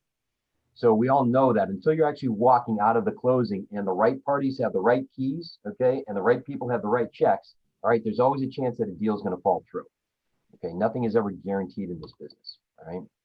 So even though you might have an agreement with somebody, all right, either a buyer or maybe a listing, there's always a chance that it may not go under contract, you know, expired listing, or maybe the buyers don't find anything, or maybe they lose their job and they can't purchase anything, all right? But we figure that, okay, about 85%, at least on our end, of agreements go under contract or pending. And of those that go under pending, about 90% of them actually close. All right, so we're factoring the fact that there's going to be some fallout there. So this is actually helping us to now take what we need to do financially, okay, looking at it production-wise, and how do we start to model what it is that we have to do for our business. So we've got the conversion rates in here. We click on Save and Continue. And now it's just giving us a summary of what we had. Click on What's Next. And sure, so View My Goals. This is where we want to go. And now what it's doing is it's taking us back to that home page. Okay, the first page that we're in with a pipeline. Now we don't want 2020, we want 2021. Okay, and you'll see here that, hey, you know, this really isn't a big deal. I just have to get about 20,000 leads for the year. Okay, that's pretty awesome. I just have to talk to 1,000 people. Hey, no big deal, right? Set 50 appointments, actually go on 37 of them. I got to get 28 agreements, 24 of them under contract, and then just close 21 contracts. No big deal, right? How much time we got in January? Hey, okay, good. Better get going now. Yes, it's overwhelming. Okay, being sarcastic, it's very overwhelming. You look at that and you're like, oh my God, what do I do? All right, you're looking at an entire year's worth of activity. And the journaling we talked about earlier, you're going to be surprised. You're going to get into a rhythm and you're going to be able to talk to a certain number of people every single day, and it's going to increase and you're going to get better. You're going to get more efficient. Your abilities just naturally increase. All right. If you join Ben Kinney's team out in Seattle, okay, each and every member of their team reaches out to 150 people on average per day. Okay. So just to give you an idea that it can happen, it can be done, and you will get to wherever it is that you want to hit your goals. But we're looking at an annual number here. All right. This is just huge. It's enormous. And if you look under each one of these boxes, it says annual goal. So if I go up to this box right here, instead of this year, I say this month. Now what it does, it says, okay, how many remaining months are there in the year? Okay. Based on your annual goal, how many remaining months? What do I need to do on a monthly production level? Okay. So now this makes it a little bit easier. So instead of 20,000, I've got about 1,600 leads. All right. I've got 80 contacts, 4 appointments, actually go on 3 of them, have 2 agreements, 2 under contract, 2 closings. Okay. All right. So that to me, at least, is manageable. Right. What else can I do with these monthly numbers? Break them down into days. Yep. I'd say first break them down into weeks. Yep. How many weeks are there in a month? 4.3. Okay. Let's say 4 just for ease of math here. Okay. So if I take a look at these numbers on a weekly basis, so how many leads is that? So about 1,600, about 400 leads. Okay. 20 contacts. 20 contacts a week. Can you talk to 20 people a week? If you break that down, let's say you work a 5-day work week, just, 5-day work week. All right. 20 people a week. That's 4 people a day. Can we all talk to 4 people a day? Have a real estate conversation with 4 Yes. people a day? All right. Yes. Can I set 1 appointment a week? Can I go on 1 appointment a week? Does that seem manageable? Yes. Can I have a closing every 2 weeks? Sure. Okay. So that number, 21 closings a year, like, oh my God, it's now 1 every 2 weeks. 34 appointments or 37 appointments, whatever it was. I mean, now it's not that bad, right? Now I've got a game plan. Now I can sit there and say like, okay, each one of these numbers that we have here, I can work with that. I know what I need to do, right? Yeah. This makes sense so far? Yes. Everybody good? Okay. Hey, Darren, Yes. quick question from Sure. the pain here. Mhm. Don't be sorry for yourself. I ask a lot of questions. I'm sorry. Okay.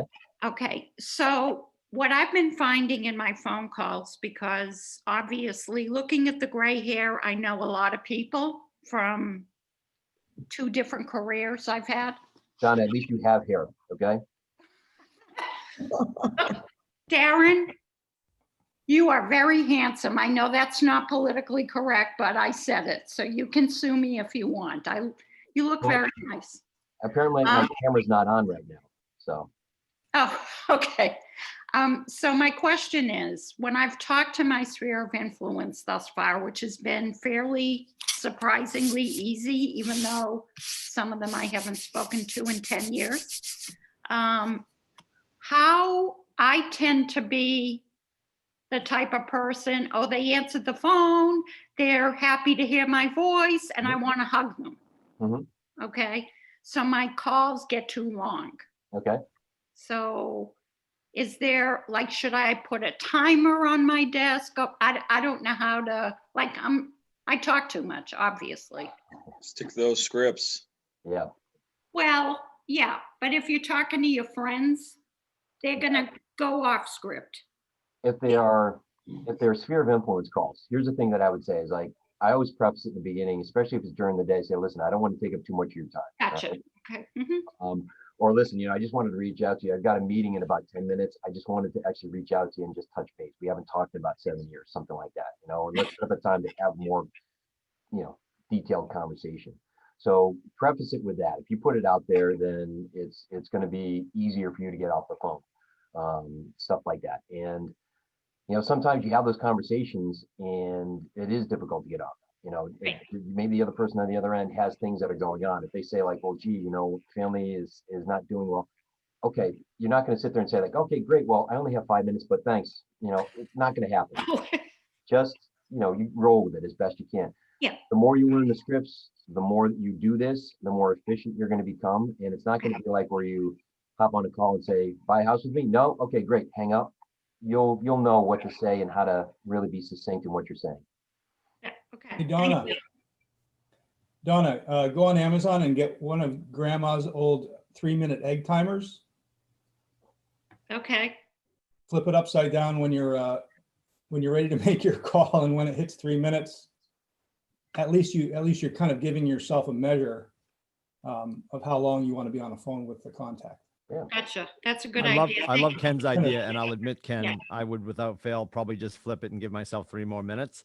So Exactly. from a yeah. category standpoint, the thing that I did when I was in production is I went and got like those baby blocks with FORD just to make sure I was getting through the acronym.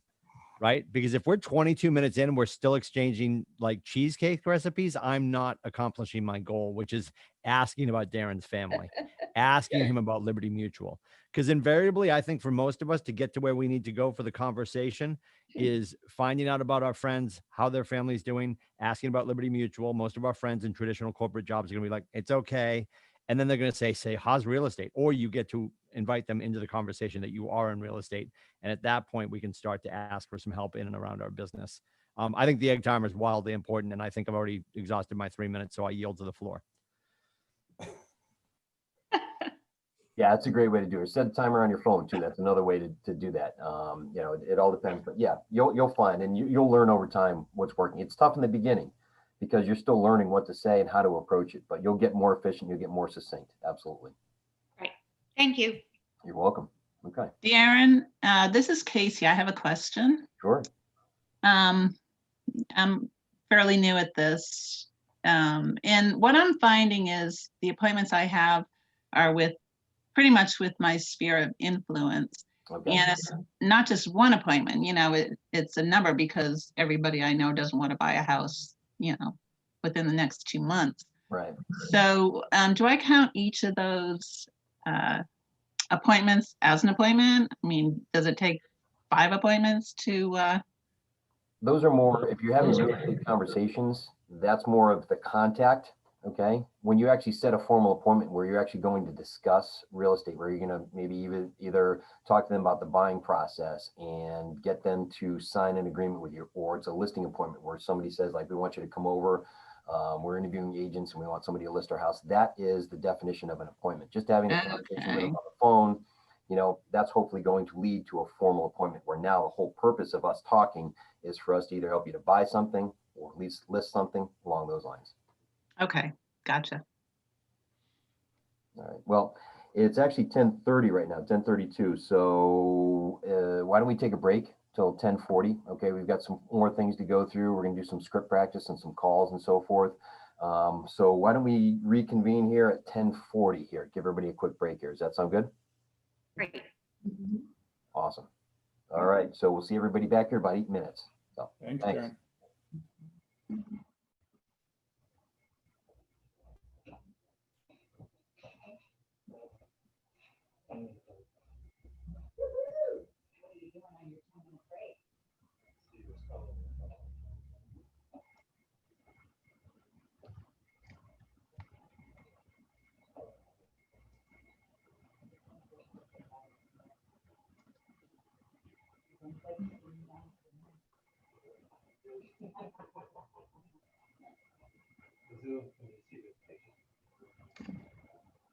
Hi, Darren, it's Joyce. Can I ask one question?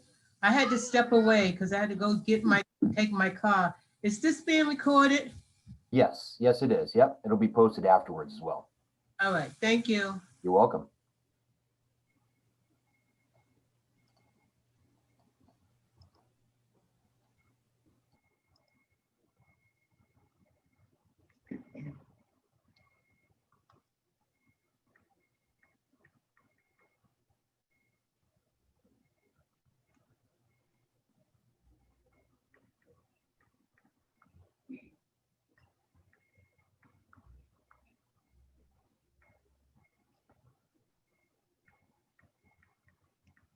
Hey, Darren.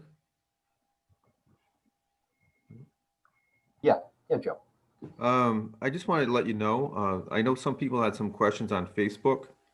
So I posted a lot, I added a lot of attachments to the group in Facebook. Okay. They can go to those attachments, learn the language of Facebook, basically. There's some different people in there. I provided one link. Just a second. It was a real good, just give me a second here. I'm looking for the information. Jeff Talbot, I don't know if you've ever heard of him before, does a real good job with Facebook referral worksheet that he has. Okay. And I think if people just watch that video, I did add a Word document to watch the video. Yeah.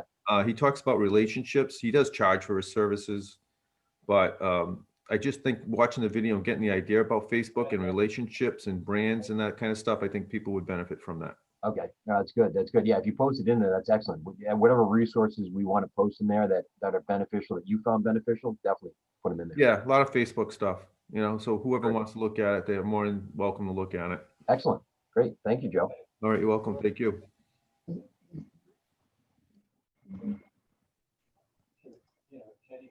Hello, Darren.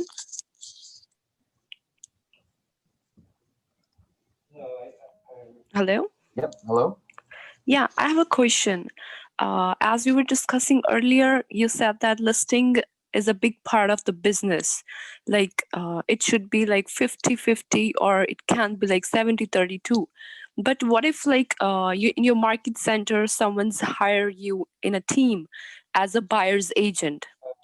And for any listing, you have to just send a referral to your team leader and you just work with buyers. Right. So how you explain that situation? Like, will it be beneficial or, because I just got hired in a team as a buyer's agent. So will it be good for me? Well, I'd say when you're setting your goals, what you would do is if you're a buyer's agent, then the listings are going to be 0 and it's 100% buyers. I think it's always good to at least start off somewhere. Start off with what works. Now we say listings are great because ultimately all the work is done on the front end and then everything else, gets marketed and things like that. So a lot of the work is done on the front end. With buyers, there's more work that's done over that process, but there's nothing wrong with having buyers, especially if you've got, a good flow of buyers that you're working with. It's just that over the long term, you're going to find that when it comes to listings, they're somewhat easier to manage, especially if you're building your business. So as long as you have one or the other and you're working with them, there's nothing wrong with that. Absolutely. And it's always good. I mean, if you're going with a team and you've got like set leads and you're doing things with buyers, that's great. You're going to understand that portion of it. And then eventually at some point, you'll probably work your way into listings too. Okay. Thank you. You're welcome.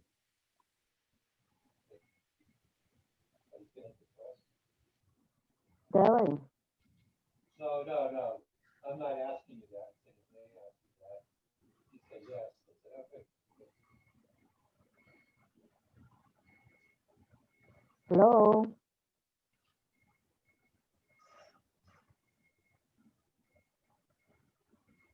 I think Darren stepped away for a minute. Oh, well, I can just mention it anyway. The fact that when I'm making a phone call, I just want to share this. When I'm making a phone call and it's taking too long, usually what I do is, oh, I'm sorry, I have another phone call coming. Was nice talking to you and just go my business. That's how I handle mine.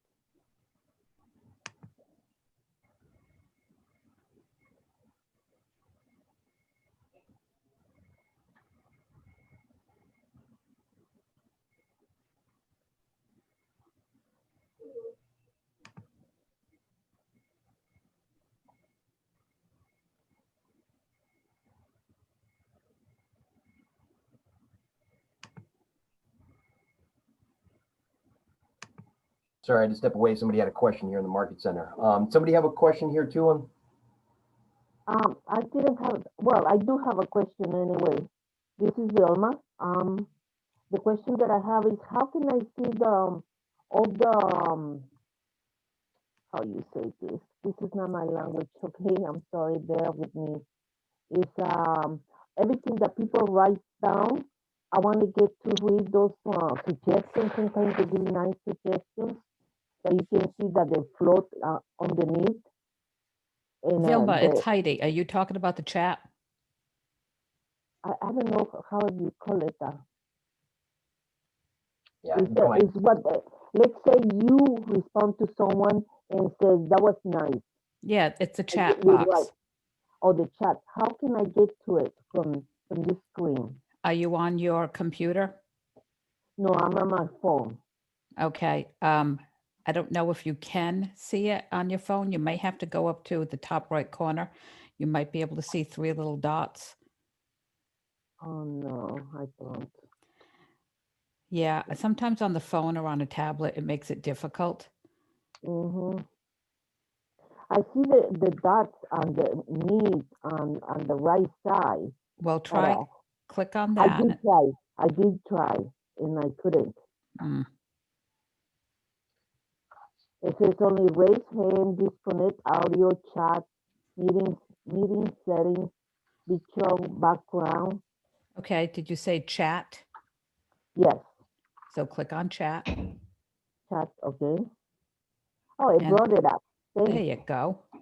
Okay, but let me just mention now that he's there.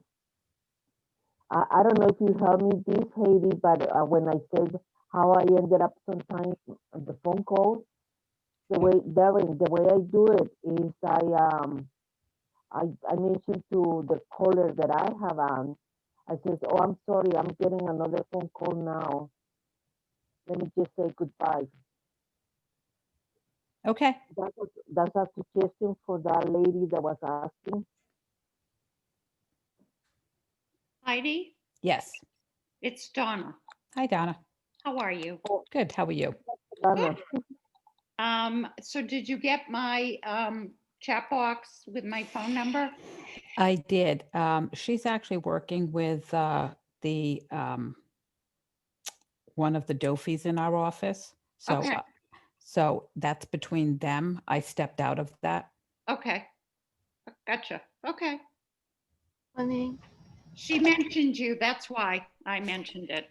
Yeah, she had come on one of my Indeed Q&As and we met that way, but she had already established a relationship with Megan in our office. Okay, cool.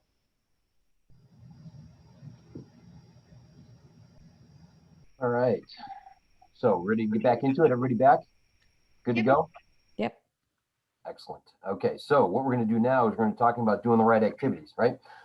We've got numbers down. We've got our big why. We've got our big life, things that we want to envision. What's the purpose? What's driving us? Okay, what we want to do. All right. So how are we now going to, put into account what our activities are going to be, right? We've got the measurements so we can see our progress, right? The other thing we talked about is taking the right actions. Right? If we want to get to those goals, what are the actions that we're going to take? We've crafted our vision. We've got our goal. Now it's the action time. Now these are the things that we're going to do to help us to get there. All right. Okay. Honestly, your outcomes are driven solely by your actions. We can sit here and we can look at that goal. We could look at our vision, our big life, our why, and we can say, hey, fantastic. That's great. And we sit back in our chair and we wait, and we wait, and we wait, and nothing happens, right? Until we take action, that isn't going to become a reality at all. So the actions are what's going to drive our outcomes. Okay. So anybody hear of the Pareto principle? 80-20 rule? Yep. Okay. What is it? What is the 80-20 principle? Pareto principle, 80-20 rule. 20% of your actions will give 80% of your results. Exactly. Exactly. So does this sound a little like the one thing and focusing on the one thing that's going to get you to where you want to go? If you simplify and you focus and you hone in on those things, the 20% that's going to give you 80% of your results, okay, then it gets easier and easier for us, right? This was actually developed, a couple of people put it together, say here, but the 80-20 rule, All right. You can apply it to a lot of different areas of life, but when it comes to what we want to do, all right, we want to focus on the 20% that's going to give us the 80% results. All right. So if we're going to really hone in and focus our efforts on these actions, okay, we might even want to call them our big rocks. So every day we're going to take a look at it. And we're going to say, what's the 20%? What are the big rocks? What are the one thing that's going to actually help us today to do that? Everybody know the story of where that big rock designation came from, the story behind that at all? I think so. Okay. Heidi, do you want to share it with everybody then? So I think we're talking about the same thing. I have Google. used a County is Huntington. there's Hey, somebody else. Google. Okay. All right. Heidi, I think you're muted there. There we go. There you That go. better? Yep. All right. So I've showed a video where this professor has this large glass container. And what he does is he asks his class, he puts all these big rocks into the container and he says to the class, is the container full? And they say, yes. And then he takes smaller pebbles and he pours pebbles into the container to the top. And he says, now is the container full? And they say, yes. So then he takes sand and he pours that into the container and the sand filters down. And he says, is the container full? They say, yes. And then he takes water and he pours water into the container and water fills up the rest of the space. He says, now is this finally full? And the response is yes. So the method or the what that is trying to teach you is you do your big rocks first, you get those out of the way, and then everything else that you have to do will fill in the spots. Exactly. So if you started with the water, started with the sand, there'd be no room for the big rocks. There'd Right. be no room for that, right? And again, this comes back to, we mentioned a little bit on Tuesday, all right? Focusing on the revenue generating activities, okay? Forget the trivial, focus on the revenue generating. You know, if you're worried about the color of the paper clips that are on your desk, that's not going to make you money, right? You know, if you're sitting back and you're adjusting your chair while your phone's sitting in front of you and you're hoping that somebody's going to give you a call, that's not going to do anything. You know, your chair will adjust itself, doesn't really matter. But if you focus on all that little stuff, the trivial stuff, and you hope and pray that you get leads, it's just not going to happen. We need to focus on the 20%. All right, knock those out of the way, get that done. Why do you think people lead generate in the morning? Sets them up for the rest of the day. That's right. You lead generate from 9 to 12, 2 hours of lead gen, an hour of follow-up. Okay, you start getting appointments, your afternoon either becomes focusing more on training to build up your skills, or it gets filled up with doing paperwork because you now have people under contract, you got offers out there, or you're going on appointments, right? Everything else takes care of itself. But if we don't do that lead generation, we don't have appointments to worry about. We don't have paperwork to worry about, do we? Right? And if we're making sure that our pens are lined up nicely on our desk, we're not going to get appointments from that either. So it's focusing on the big stuff, the 20%, the big rocks that are out there. So you're going to hear a lot of people say, hey, what's your big rock for today? If you hear that, you should immediately say, hey, yep, lead generating. I'm prospecting today. Right? Make sense? Thanks, Heidi. That was good. That was good. So who wants to read the quote here?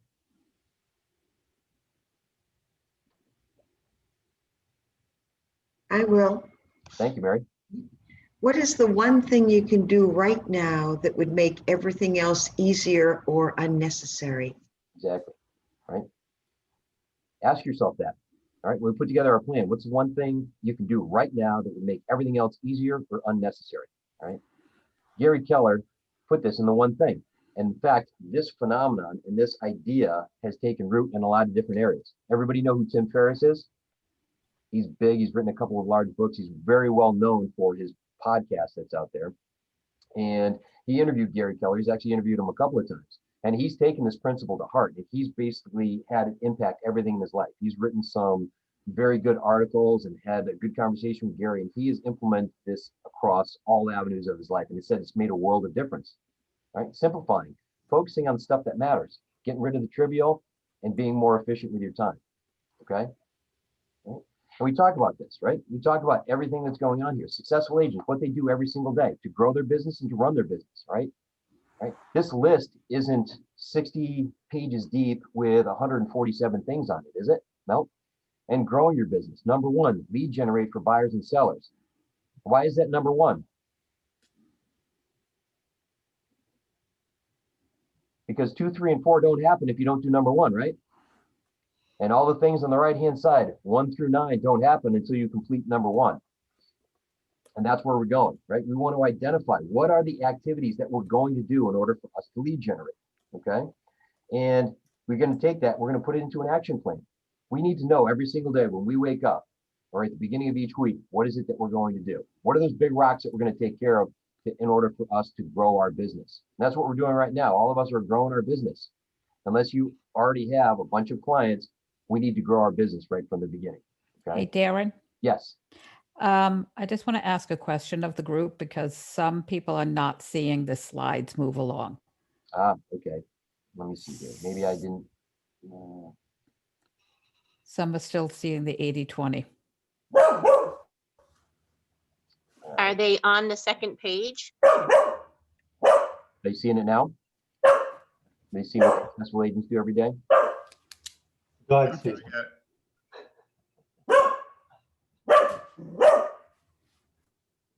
Can everybody see this page where it says what successful agents do every day? Yes. It was See it, Jeff. I- I Okay. see it. Yes. Okay. All right. Perfect. Thank you. Sure. Thank you. All right. So, somebody else have a question, Heidi? It's Jeffrey. He's still not seeing it. I might have him log out and log back in. Okay. All right. And again, this is also be recorded too, so you can go back and. I also cannot see you. I only see you. I don't see the script. So I don't know what's going on. Are you on your phone? Yes. Click on the top right. There's a picture in the top right for the display. Yeah, you might have flipped the screen there. That's good. Yeah. Yeah. Thank you, Darius. No problem. All right. So how many of you heard of the 411? Okay, 411 is essential to what we do. And this is how we're actually going to work through our business. So here's what our action plan is. Here's exactly we're going to put pen to paper and we're actually going to put into effect what our plan is going to be. All right. And this is something that we're going to do on a monthly basis and a weekly basis. So take a look at this. This is a way what we're going to use to tackle what our big rocks are going to be and get us into a regular schedule. We're going to put down here everything that we need to do in order for us to hit our goals. And we're going to put our goals on here because we want to see that every single day. Okay. So the 411, there should be a copy of it in your the guidebook. It's a little bit different. There's a business side and then there's a personal side as well. But it's basically your goal tracking platform with your action plan on here. All right. So the way that we look at this is number one, our annual goals. We want to write down, okay, what is that net income goal that we wanted? Okay. And then from there, if we go back to that command window that we had that showed the pipeline from leads all the way down to closings. Okay. What are each one of those numbers? Okay. For the leads, we had about 20,000. For the contacts, we had about 800. Okay. We're breaking it down. We want to write all of that in there. Okay. Now for the monthly goal, where it says month of, we're going to write January, right? We're going to start January with this. We do this at the beginning of every single month. Now we're going to take whatever those monthly goals are, and we're going to put those in there too. So everything from our leads to our closings. This gives us a great indication. All right. We're breaking it down. We're taking something, we're chunking it down. We've got our annual, we've got our monthly goals. Gives us good indication of what we need to do for the month. The very first week, okay, if we're sitting there, wherever it may be, maybe it's Sunday night, Monday morning, we're going to pull out this worksheet. We're going to take a look at week one. We take those monthly goals. We divide them by 4, right? We've got 4 columns here. We said before, there's 4 weeks on average in a month. And we're going to take those monthly goals, divide them by 4. We're going to put in everything from our leads to our closings. What do we need for this week? What do I need to do? If it says that I need to have 20 contacts, right? I've got to talk to 20 people. What am I going to do?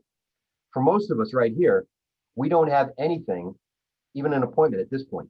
So we need to build up our pipeline. We need to start putting people through these different stages. So for us, it's all about the contacts, so we can get the appointments. So if we've got those numbers sitting in front of us and we know that I've got to talk to 20 people and I've got to have 1 appointment this week, Okay. Underneath that, what are the steps that I'm going to take? What are the actions I'm going to take? What are my big rocks for this week for me to hit that weekly goal? So if I know I've got to talk to 20 people, 20 contacts, I'm going to pick 3 to 4 things, anywhere from 2 to 4 things, let's say, that I'm going to do that's going to help me to achieve that goal. If I've got to talk to 20 people to get 1 appointment, what does it mean? Well, maybe I'm going to call 30 expireds this week. Maybe I'm going to call 25 people in my database, my sphere of influence. Maybe I'll do 2 open houses this weekend. All right. Maybe I'm going to door knock in the neighborhood. Maybe I'm going to hold a home buyer seminar, first time home buyer seminar. Okay. Maybe I'm going to go out and I'm going to network. It's going to be a combination of prospecting and marketing that we're going to be doing. We can market all day long. And we talked about that on Tuesday. Marketing is one to many. We're just putting things out there coming from contribution, right? And hoping or expecting people to contact us. We want to do that in conjunction with our prospecting. The prospecting is the more important thing because we're reaching out on a one-to-one basis with everybody. Remember, there's 6 ways to contact people, right? Calling, texting, email, old school mail, social media, face-to-face, although face-to-face is on hold for a little bit, but still, okay? What are we going to do? I know what my numbers are. At the end of week 1, I'm going to sit back and I'm going to take a look at those numbers and say, did I do what I said I was going to do? Did I get my 1 appointment? Did I talk to 20 people? If I did, great. Week 2, I'm going to fill that out at the end of week 1. I'm going to say, okay, I'm just going to continue on with that. Maybe I'll add another activity, take another one out, but I'm going to continue on the same path. If I didn't, okay, I already know that at the end of week 1, I'm behind on my goals. So instead of 1 appointment, I'm going to go for 2 appointments. Instead of 20 people, maybe I need to talk to 40 people now, maybe more than that. But now I can make that tweak and adjustment after 1 week, as opposed to 4 or 5 months down the road. And I never go 1 week ahead. I'm always following each week that I'm in. Okay, does this make sense? Everybody have a good handle on this? The one thing that I would also say too is that if you really want to make this personal, is in the upper right-hand corner, in the notes there by the annual goal, write down big whys, the big vision, the big life that you have there as a reminder as to what you're doing. So when you're looking at that activity and you're like, well, you know, I only talked to 15 people, it's Thursday, I'm just going to make it a 3-day weekend and I'm not going to do it. Yeah, take a look at that big life that you have up there.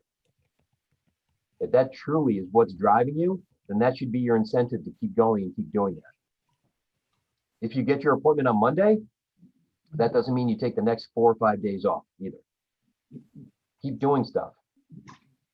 Because when we talked earlier about, oh, well, you know, 445,000 is impossible.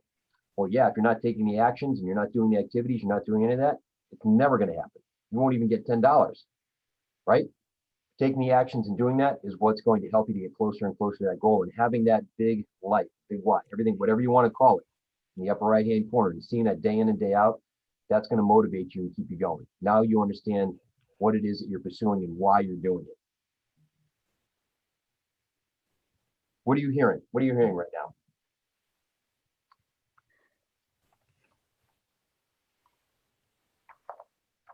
Make phone calls. Make a plan and stick to it. Don't procrastinate. Have your big dreams motivate you. Your big whys motivate you. Break goals down into smaller pieces to make them more obtainable. At least 40 calls a week. Clarity on the big rocks. Yep. I think most importantly, if there's one thing you take away from this, is take action.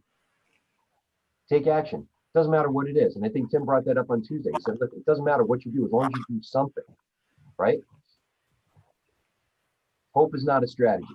Hope is not an action plan either, right? So when you're sitting there and you're organizing your desk and you're making sure that everything is just adjusted right, fit right, in preparation for you to get going on whatever it is you're going to do, all right? Is that really making you money right now?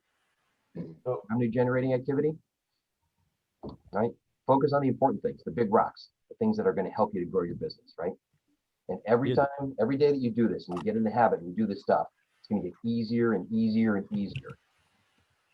Yeah, Darren, we joked about ready as a lie. And more importantly than that, and because I hear people saying phone calls, and I know by a show of hands, and you guys can all keep your hands in your lap because nobody's going to raise their hand. Who loves picking up the phone, right? The 80,000-pound phone is the enemy of the people. We appreciate that. And if we can start to look at it differently, and from an Ignite standpoint, we've been talking about today, and Darren's going to talk about again, the 10-4, right? We want to have 10 conversations. So even pull phone call out of it if that's such a dirty word for you. It's 10 interactions a day. Can you have 10 communications a day where the opportunity to ask for help in and around your business comes up?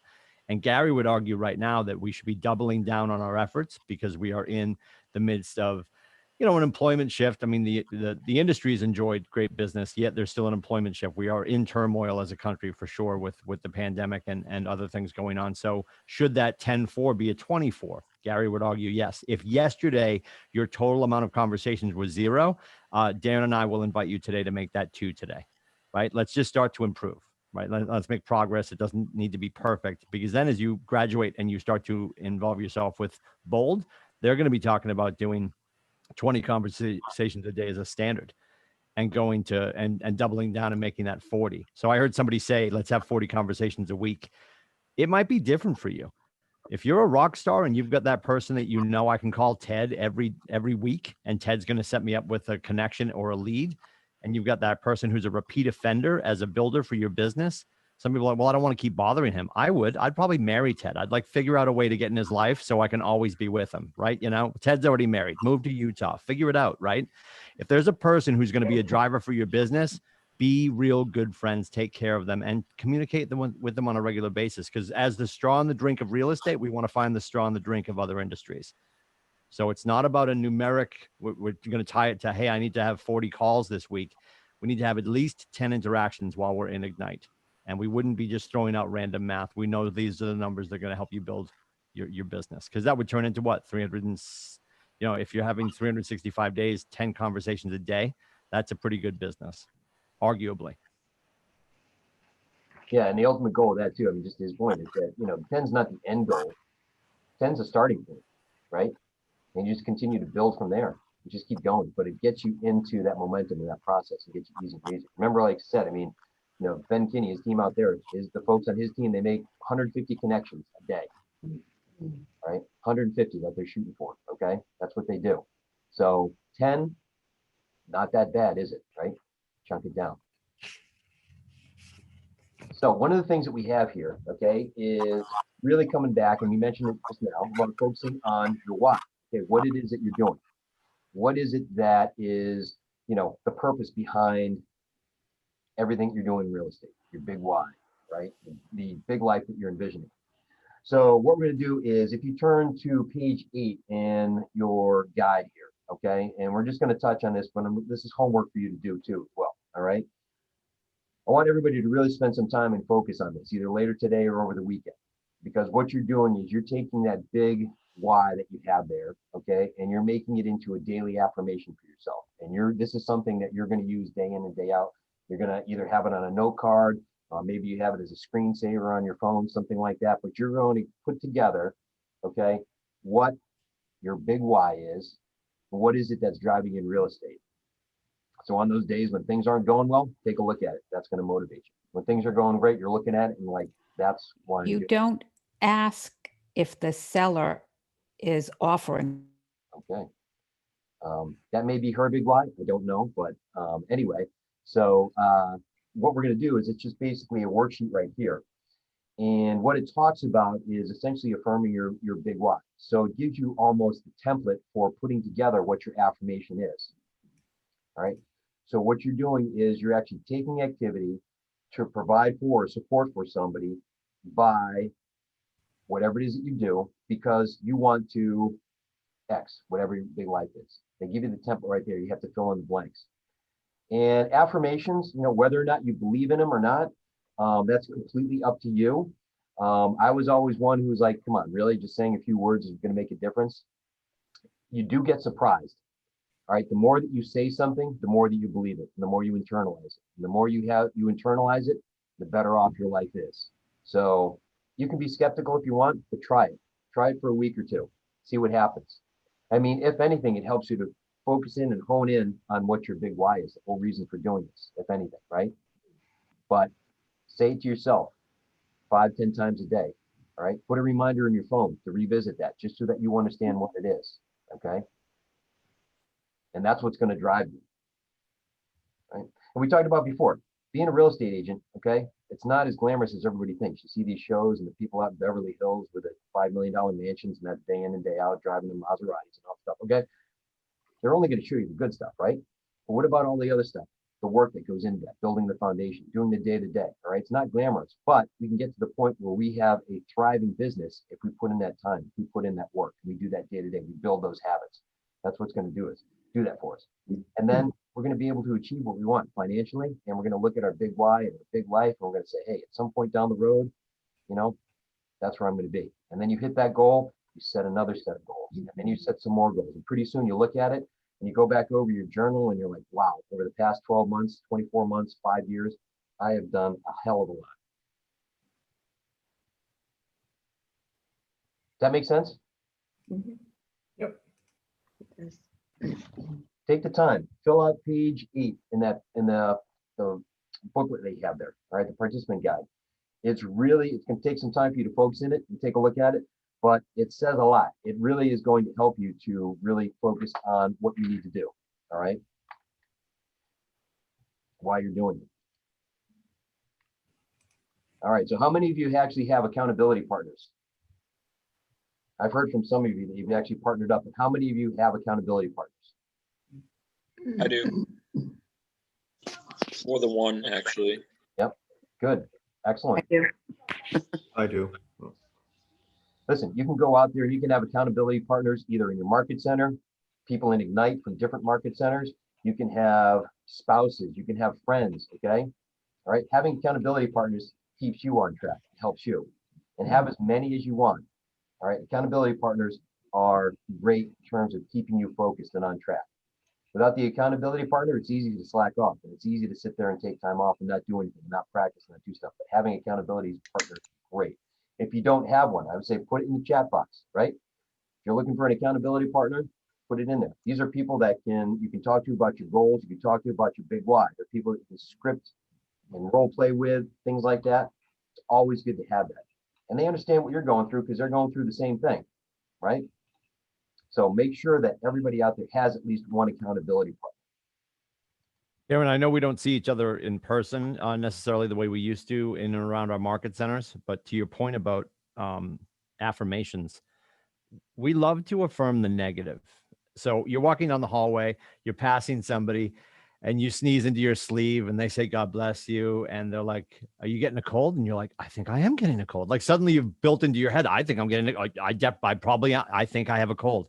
Rather than saying, I'm going to put some affirmation next to my mirror, which could be super simple, or laminate it and put it in the shower and say it over and over and over again, right?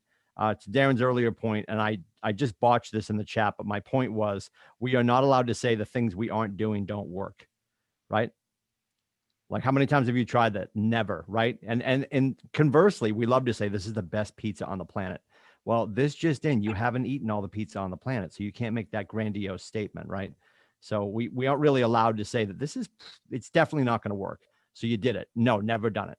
But I was talking about it with somebody in the hallway after I sneezed in my sleeve and affirmed that I have a cold, right? We've got to start thinking differently and behaving. We spend the most time with ourselves every day, especially now in the middle of COVID, right? So who are you having the most negative conversations with on a regular basis? Yeah. Right? Your team, which is you. So we've got to change our thought process and how we have internal monologues and dialogues with ourselves so we can start to affirm others through ourselves, right? There's a book that's also been turned into a documentary. I'm sure a lot of you guys have already heard of it. I watched it, I think 10 years ago, but it's called The Secret.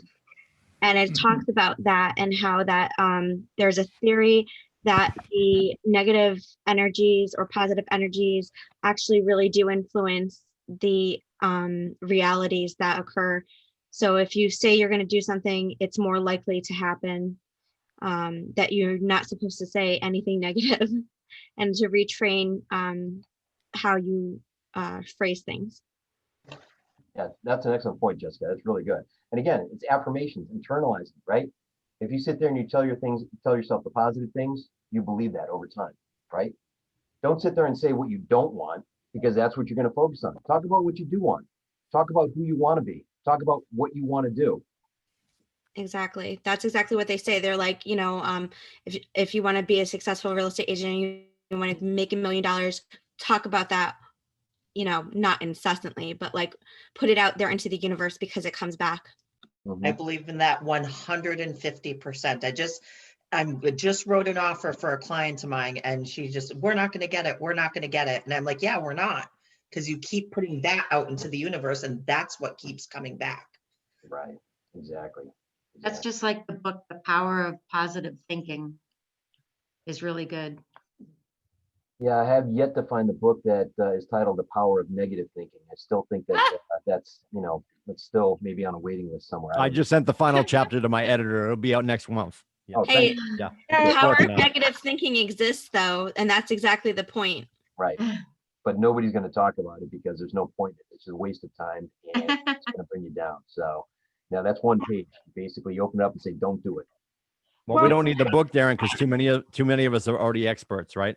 That's we have true. to constantly reaffirm ourselves and build positivity. Right. Well, for me, I actually had text one of my friends at Keller Williams, New York, because I'm a transplant here like a year and a half ago. I had text him like, I'm on this class and I'm having like an anxiety attack.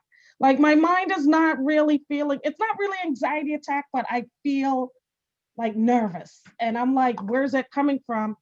And I think it's coming from, I have to take action and I haven't been taking action. And I don't have it's a possibility for making my goal gross, which was $205,000 to pay off my mortgage, the rest of it, and credit card and some stuff. But I don't know, like the feeling, I guess as you do it, the feeling goes out of the body. Like my body trying to stop me. Like the thoughts may be trapped in my body or something. I don't know. Here's the thing. This is when we do like script practice and role play in our market center and stuff like that. When I have agents, especially new ones, and they're talking, and there's a lot of like, well, hopefully we can kind of maybe sort of do this, and I might be able. No, you know something? Go in there and have firm conversations with people. Have firm conversations with yourself. Take away the coulda, shoulda, maybe, possibly, might. I don't know. Have the firm conversation. Have the confidence. Have the trust in yourself. This is what I'm doing today. I will reach out to these people. However it is, maybe it's not calls, maybe it's something else. I will talk to 30 people today. Right, the key is confidence, building like my confidence.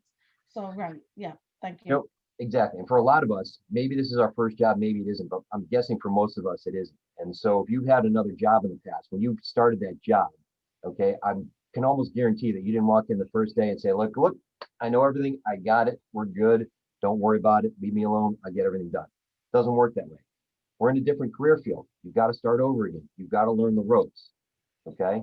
It's just natural. Of course, that it happens, right? So be easy on yourself and know that, look, there's a bit of a learning curve and things get better after that, just like with everything else you've done, right? Karen, if you look up Mel Robbins, the 5-second rule, she kind of goes on about how she got kind of stuck in that same kind of a mindset. And then she just made this, count to 5, pick up the phone, make that first phone call. And once you get over the first few, you're going to find that people actually do want to hear from you. Yeah. And then that stuff will start to go away. I mean, we all get into those places at times, I guess. Yeah, no, that was great. She was in a bad point in her life and she basically woke up one day, she counted to 5. She's like, all right, I'm taking action.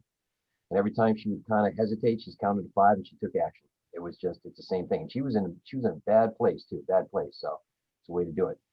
Here's something that additional homework for everybody too. And it's just something that I'm adding. You're not going to find it in your workbook, but in preparation of talking about value proposition on Monday, I want all of you to go around and talk to family and friends. And I want you to ask them what they admire most about you, what they like about you, what are your best qualities? Because in your mind, you may think you know, but you would be surprised. This is going to help you to develop your value proposition. Not only that, but it's going to make you feel good. And it's going to give you ideas and things you probably didn't recognize too. Okay. So make sure that you talk to at least one person, friend, family member, whoever it may be, and say, hey, What are some of my best qualities? What do you admire most about me? What are some things that people like about me that I may not know? And that's going to help you in terms of you with your mindset, but also to develop your value proposition on Monday too. Okay. Hey, Darren, Yes. I have a quick question about all the books that were mentioned today. Yeah. So there's a lot of them, and since I've been at KW for about 4 months now, I've been thrown a lot of books to read. And if you read all the books, you don't make phone calls. So because I've been in sales all my life, I'm looking at my bookshelf, which is right across from me. Yep. And I have some older business books. I'm going to say one of them. And if I should read it again, just say yes. It's Getting to Yes. Mm-hmm. Is that a good book to read? Or is Yeah. it old fashioned? No, absolutely. You know, a lot of the principles that people have written books on, maybe even years ago, you know, like Zig Ziglar and, you know, some of these books like that, they still apply today. The technology may be different, but the principles are still the same. A lot of what we have, I mean, if you take a look at The Millionaire Real Estate Agent, Gary Keller wrote that back around the early 2000s. Yep. Right? But we still model everything off of that. They're coming out with a version 2.0, but you know, how much of that is actually going to change besides technology? So absolutely. Okay, thank you. Sure. Yeah, to that point, I think, you know, if you look at what's coming out of Hollywood right now, there's not a lot of new concepts. You know, if you read the one thing and you've read Dale Carnegie, you know, and I'm pretty sure that Jay and Gary gave credit where credit was due. There's a lot of business concepts that are never going to go stale. And right now, the art of the conversation, and I think this is important too. If you have short people at home, and mine are 15 and 14, so they're taller versions of short people, we have to get our kids to be better conversationalists. That the art of the conversation moving forward. And if we're not demonstrating that to our children and to our loved ones, the art of the conversation and just being able to actually pick up the phone and talk to another human. If you're great with emojis, congratulations. And I know I sound like a dinosaur. Here it comes. I know that somebody bought a house this year without talking to another person. We do remote transactions all the time, and that will probably become something that's very prevalent moving forward. At the same time, Gary's entire business concept is that it's Darren, and then it's the market center, and then it's Austin, Texas, right? The agent comes first, the grassroots conversation comes first. And if we lose that, we're going to lose the industry. We will become bots. We will become push notifications too. So I think to your question, Donna, super important to go back into the archives of great writing about business and lean back into those. And you're probably going to see a lot of things have been reinvented and retold differently. Great. So it will be tried and true for sure. That's what I figured. Yep. Definitely. Great points. Excellent points. So come to the 10-4. You're going to hear this all the time, right? 10-4. What should we be doing? Are these our big rocks? Okay. Maybe they are. Maybe they have more in addition to this, but adding 10 contacts, all right? Having 10 conversations, real estate conversations, right? Not talking about if they saw the latest episode of Cobra Kai, right? 10 real estate conversations. Maybe that's how you lead into it. Who knows? Maybe you're buying a dojo or helping somebody buy a dojo, whatever. 10 handwritten notes, having that personal contact, right? We're in the business of the one-to-one relationship. To Tim's point just there, like you just said, having the conversation, you know, doing that personal touch, right? Not a one-to-many email you blast it out there and hope somebody comes back, right? And then 10 home previews per week. That is a great way to really familiarize yourself with process and homes and things like that, and to be able to talk educationally to buyers about that. Okay. So again, our 10-4, this is something that we need to continuously work on and continuously have on our 411, our action plan, right? Now we come to the all important part, the scripts. Okay. Hi. Hi, can I ask you a question? Yeah, sure. Absolutely. Now, how do you get the 10 contact a day? 10 conversations a day? Well, No, 10 contact added. 10 contacts added. Well, what are some things that you can do to get out there and talk to people that you don't know?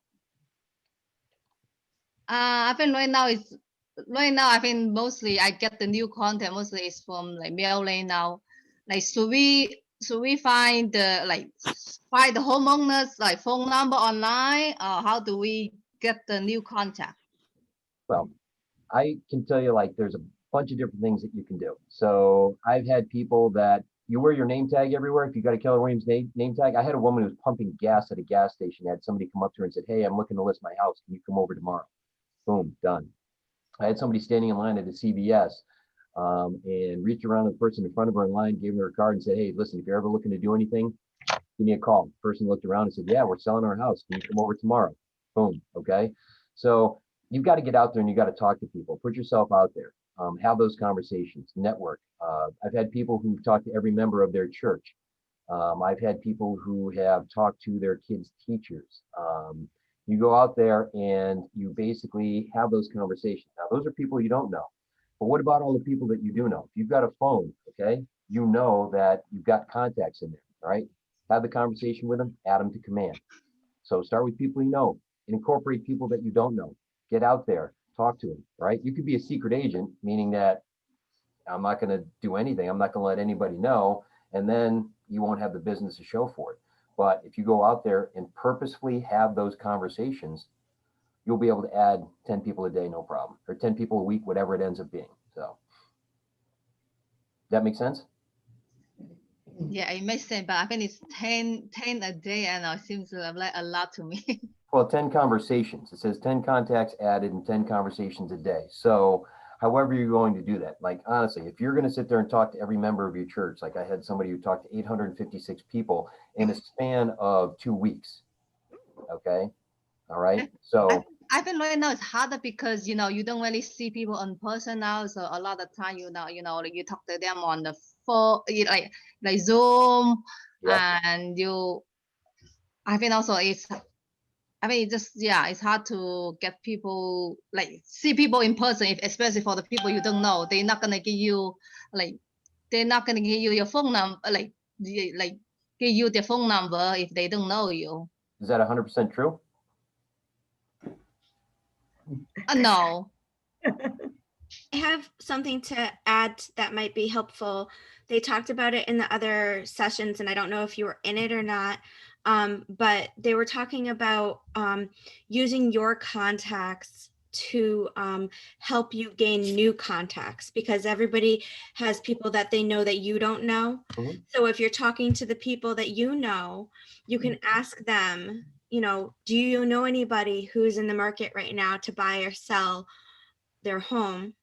Or if you know somebody who maybe is looking to relocate for work, or is having a baby, or has a kid who's graduating. So you have to, and online social media, if you join local groups, like I belong to tons of Facebook groups, like mom groups, neighborhood groups, even hobbies like knitting or painting or book club, and you just put it out there, and then you'll be surprised that people, they aren't experts in real estate, and a lot of people don't have a realtor that they use frequently, because it's something so infrequent that people do a lot of times. So it's just a question of putting your information out there and asking people for leads. Hi, thank you. Yep. That thinking outside the box concept, just go out there and put yourself out there. So many different ways to do that. So, okay. Does that help? Does that answer your question then? I would love to piggyback on that. My other job was in event planning back when things were very robust in that field. And I'm pretty young. I'm 25, so I've always been pretty intimidated. I started working there when I was 21. So it can be scary to talk to people, like, people older than you or people you don't know. And my boss asked me to go to a networking event for a networking group that we had never been a part of.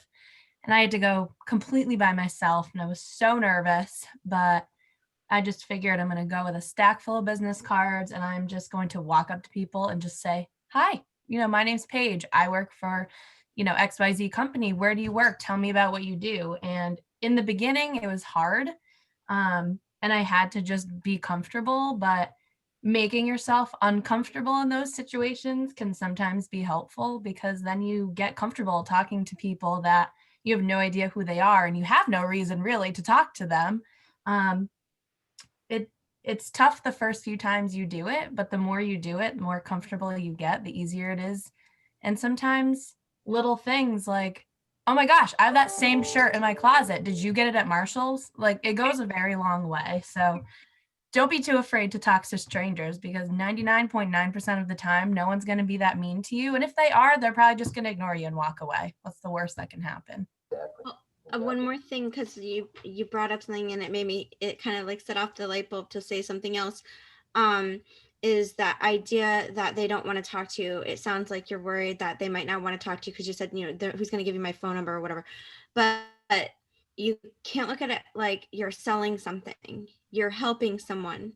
I'm a service-oriented person. I love helping people. And if you approach that conversation to that new person saying, maybe they need help, and I can provide that for them.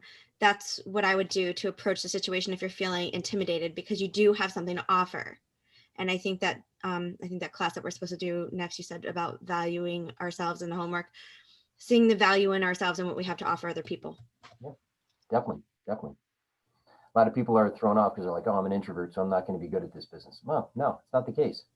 All right, not the case.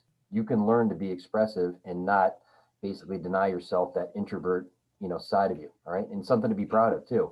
We actually had a class that there's actually an agent up in Boston. She teaches a class on being an introvert, and I took the class and she gave a questionnaire out, 10 questions. And she said, the more questions that you answer yes to, okay, the more of an introvert you are. Well, I got 9 out of 10. And the only reason was because I answered one of the questions wrong. So it would have been a 10 out of 10. So how you do that, I don't know, but that's for another day. So, but it's not a problem. If you go out there and you're coming from contribution, like Jessica just talked about, and you do it more often, like Paige talked about, all right, it just happens. It becomes natural. You find yourself having these conversations, but it's not an in-your-face salesy conversation. It's like, hey, I heard that, you're looking for a house. Is there anything I can do to help? Stuff like that, right? It comes natural. And that just flows into the scripts that we have here, okay? We're running out a little bit of time here. We want to get out in the breakout rooms, but I don't know if we'll do this. We want to get right into what we're doing. But with scripts, okay, we've got our script books here. We've got the Spark script books, all right, which is what we're focusing on for the first part of this, about having these conversations, talking to people, letting them know that we're in real estate, letting them know that we're with Keller Williams, letting them know that we can help them out. And to the point that we just talked about, if we can't help them out, do they know of anybody that we can help them out, okay? Anybody else, referrals, things like that, all right? Here's where you want to get into the habit of doing this in a day in and day out basis. Over time, you are going to learn the scripts. You're going to internalize them. You're going to make them your own. And you're going to be pulling out of the file cabinet, okay, all the different scripts that you have that sound like you to handle any conversation you're having, whether it's on a phone, social media, in person, at a listing appointment, whatever it may be. But the more you read and the more that you study these and you know these and you get them, you're going to be looking like, an Oscar-winning actor out there, because you're going to be able to recite everything that you want to, have it sound natural, mean it, okay, and still be able to listen to the conversation that you're having with the other person. All right, scripts are an extremely important part of what we do. We need to practice every single day. I've talked before on Tuesday. We've got actually script practice and role play that we do every single day, 8:15 and 9:15 in the morning, and twice during the week in the evenings. It's essential that we know that we understand these, okay? Don't be afraid. Don't be intimidated by them. Yes, the first time is always difficult, but after that, it gets easier. And that's why we practice with other people who know us and are in the business with us, because they understand they're going through it too, okay? So make sure that you put time on your calendar every single day, script practice and role play, either with somebody here that you met in Ignite in a different market center, somebody in your market center, and just on the phone, right? Just put on the speakerphone, back and forth, all right? Find at least one person, if not 13, or whatever it ends up being, and do that, all right? Get into the habit of doing that. It makes it so much easier. When you start talking to other people who aren't in the business, they don't know what script you're using. They don't know where you're going with this. It's completely up to you, okay? You don't know what they don't know. Exactly, right, okay. So what we're gonna do now is let's take the next half hour that we have here, okay, and have everybody start making their calls, start calling the folks in their database, and then we'll reconvene at noon, all right? Start calling people using the script book, the Spark scripts that are in there, okay? And if you come into any sort of difficulty, if you're not sure about anything, then make a note of that. And what we'll do is we'll address it at the end. We'll talk about it and we'll break it down as well. But get out there, reach out to those folks that are in there, okay? And again, it's calling, texting, social media, Facebook Messenger, whatever it is that you want to do, but have those conversations. Reach out to them. Let them know Don't be the secret agent. Introduce yourself. Remind them you're in real estate, wherever you are at this point. And if you're bold enough and you want to go out there and start calling people that you don't know, okay, then definitely do that. Take advantage of that. Talk to people that you don't know and add to your database. All right. Does that make sense? Yep. Darren, I think Jessica had her hand raised. Sorry, that was old and it didn't come down. Oh, okay. Sorry. Thank you though. So, thanks, Heidi. Yeah. Thanks, Jeff. Appreciate it. Okay, great. Anybody have any questions at all? Darren, I'd encourage people, like, obviously the intention right now is to make connections and start to add people to your database. If we could be bold enough, the intention for the next 29 minutes is really to set an appointment. That's the end game. Can you set an appointment? Can you book your face for a Zoom call to give somebody the real estate checkup, or to just talk to them about whether they intend to list soon? Because again, a lot of people told us over the last few months, we're waiting till after the holidays. Guess what today is? After the holidays. So call them back, follow up and follow through. And if anybody gets anything, post it in the chat so we can celebrate with you. Yeah, celebrate the wins. Absolutely. And if you need help, we're here. Yeah, definitely. Everybody good? All right. So we'll reconvene in about half an hour, 29 minutes. All right. Thanks, everybody. Thanks, Darren.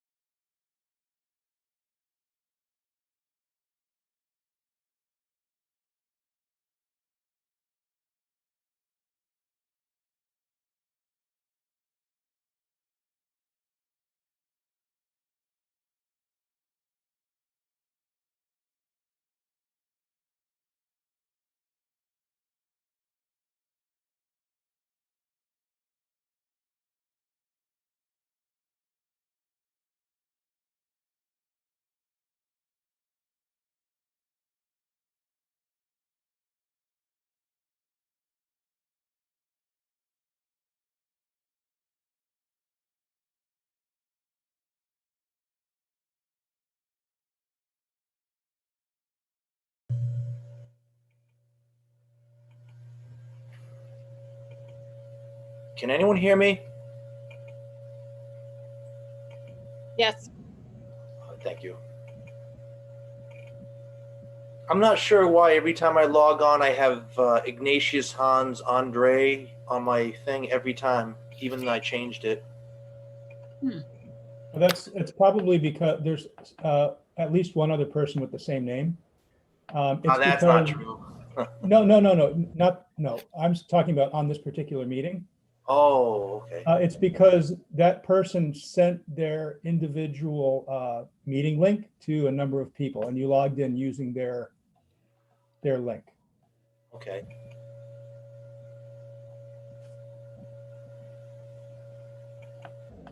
If you want to switch that out for the remainder of the course, then just go to the link that is on the Ignite 2.0 Facebook page, and then register under your own name. That's how you can. That's how we'll be able to see who you are. Yeah, if you need to re-register, you can. It's actually kellerignite.com. Yeah, kellerignite.com. Thanks, Tim. We'll take you right there All right. Thank you. because we've got 3 more weeks, so you certainly want your own key. I know there was an Ignatius on yesterday, and it wasn't you.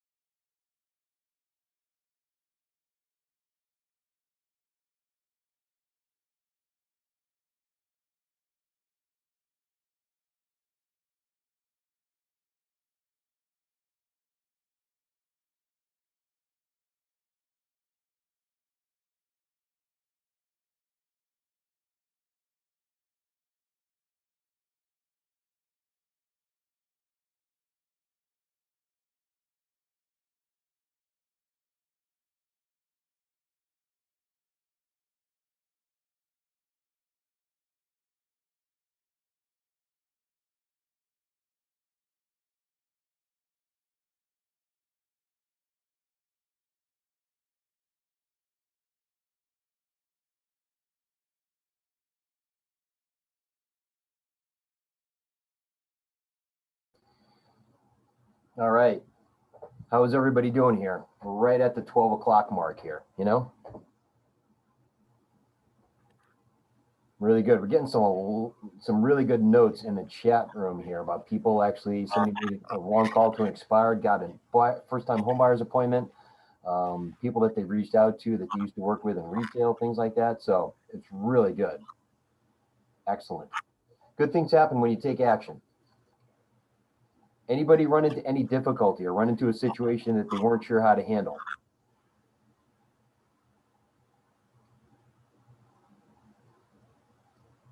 Let's see.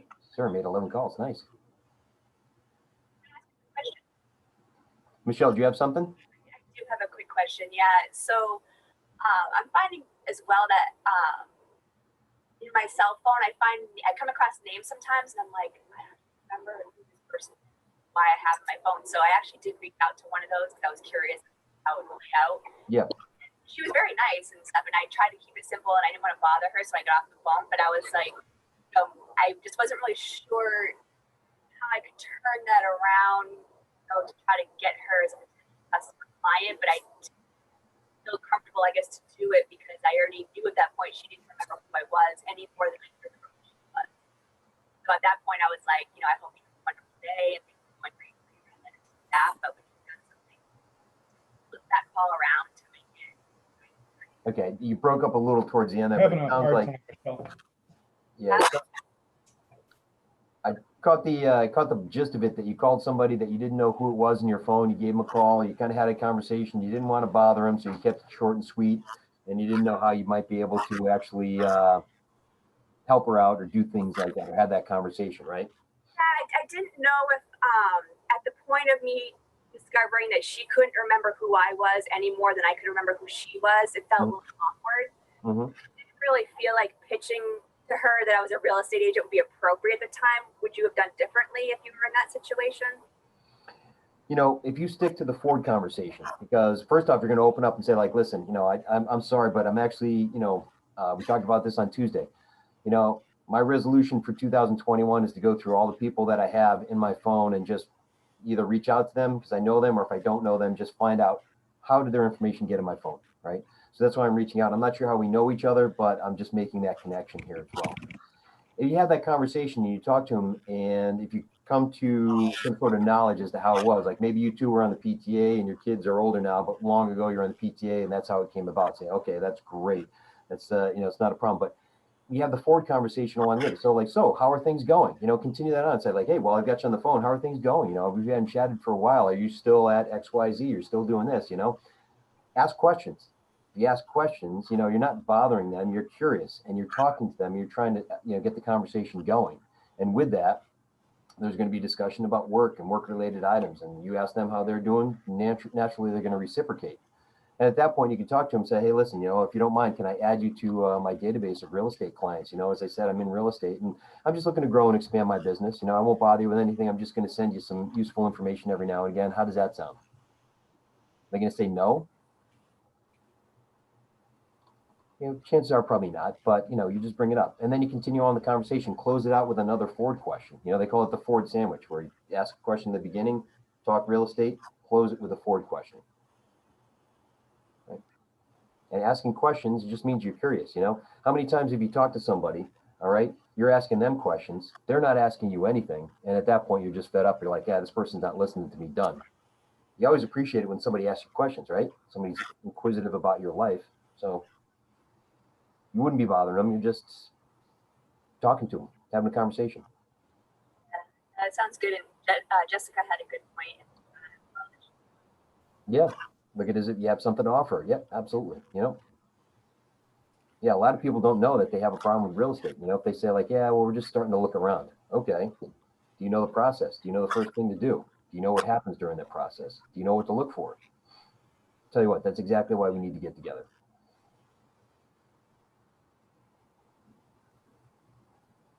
What else? Anybody run into any other issues or through their calls or their texts or their social media messages, things like that? And I feel like a lot of people are the perceived lack of value that we present when we pick up the phone is what keeps most people from picking up the phone.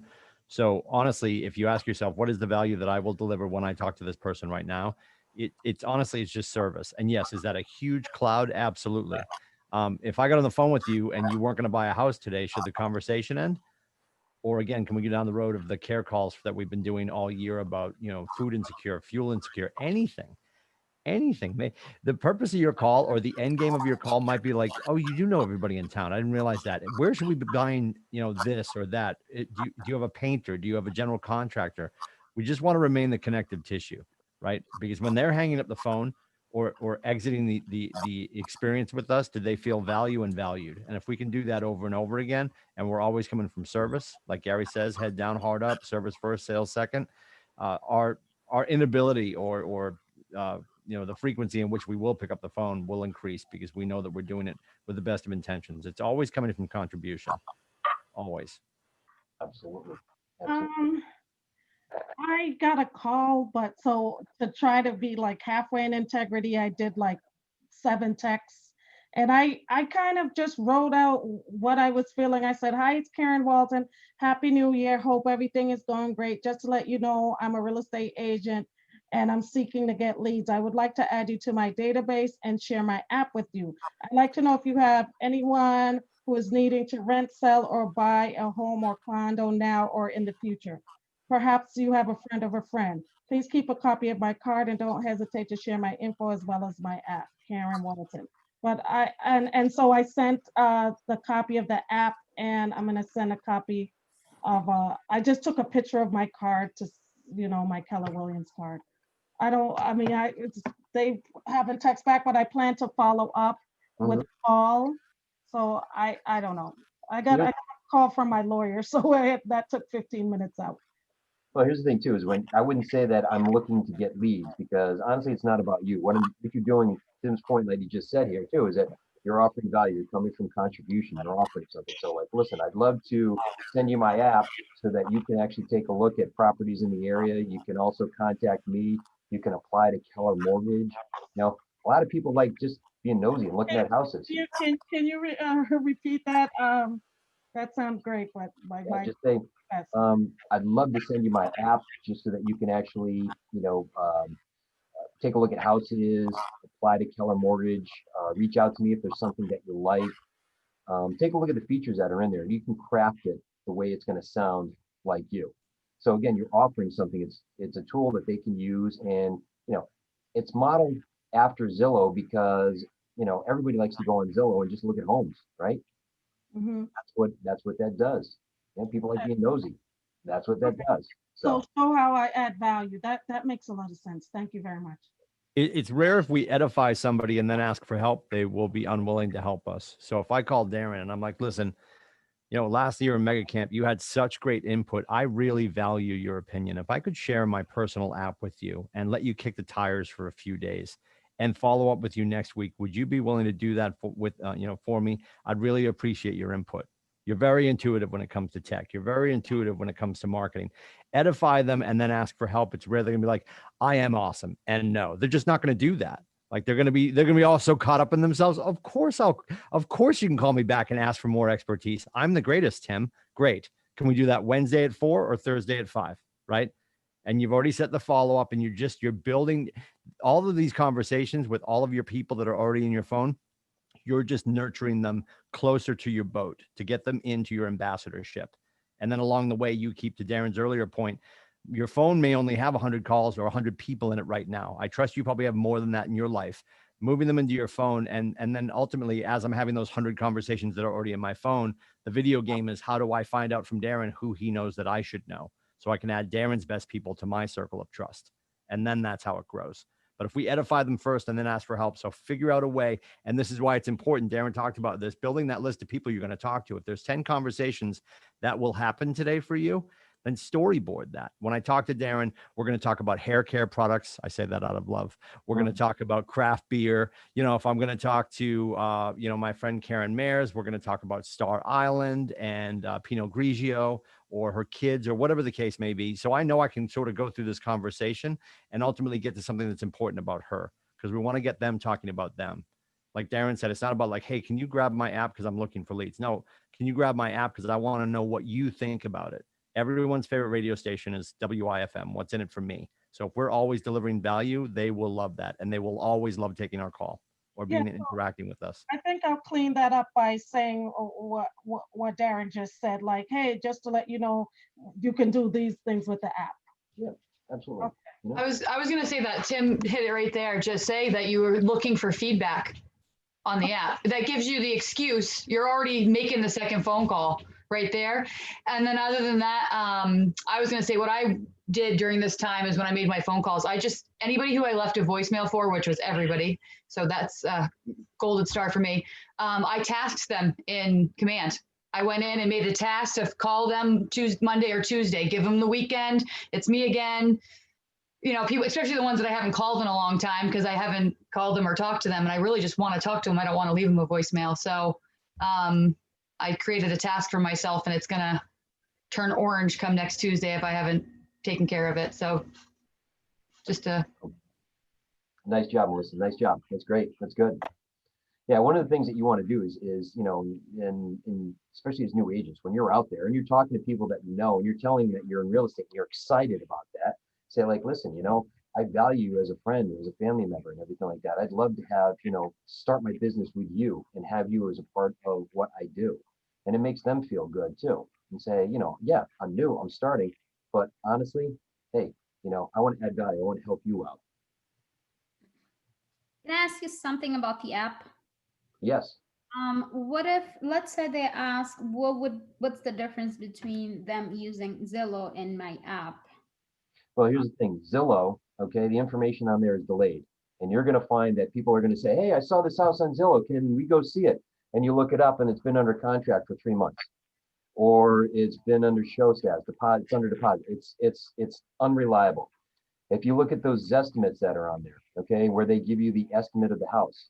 Well, that's a company out in San Francisco that runs an algorithm that they wipe out every single night and start over every day. And what they're doing is they're going from thousands of miles away and they're trying to estimate what your house is worth. Completely unreliable because the president of Zillow sold his house, what, 2015?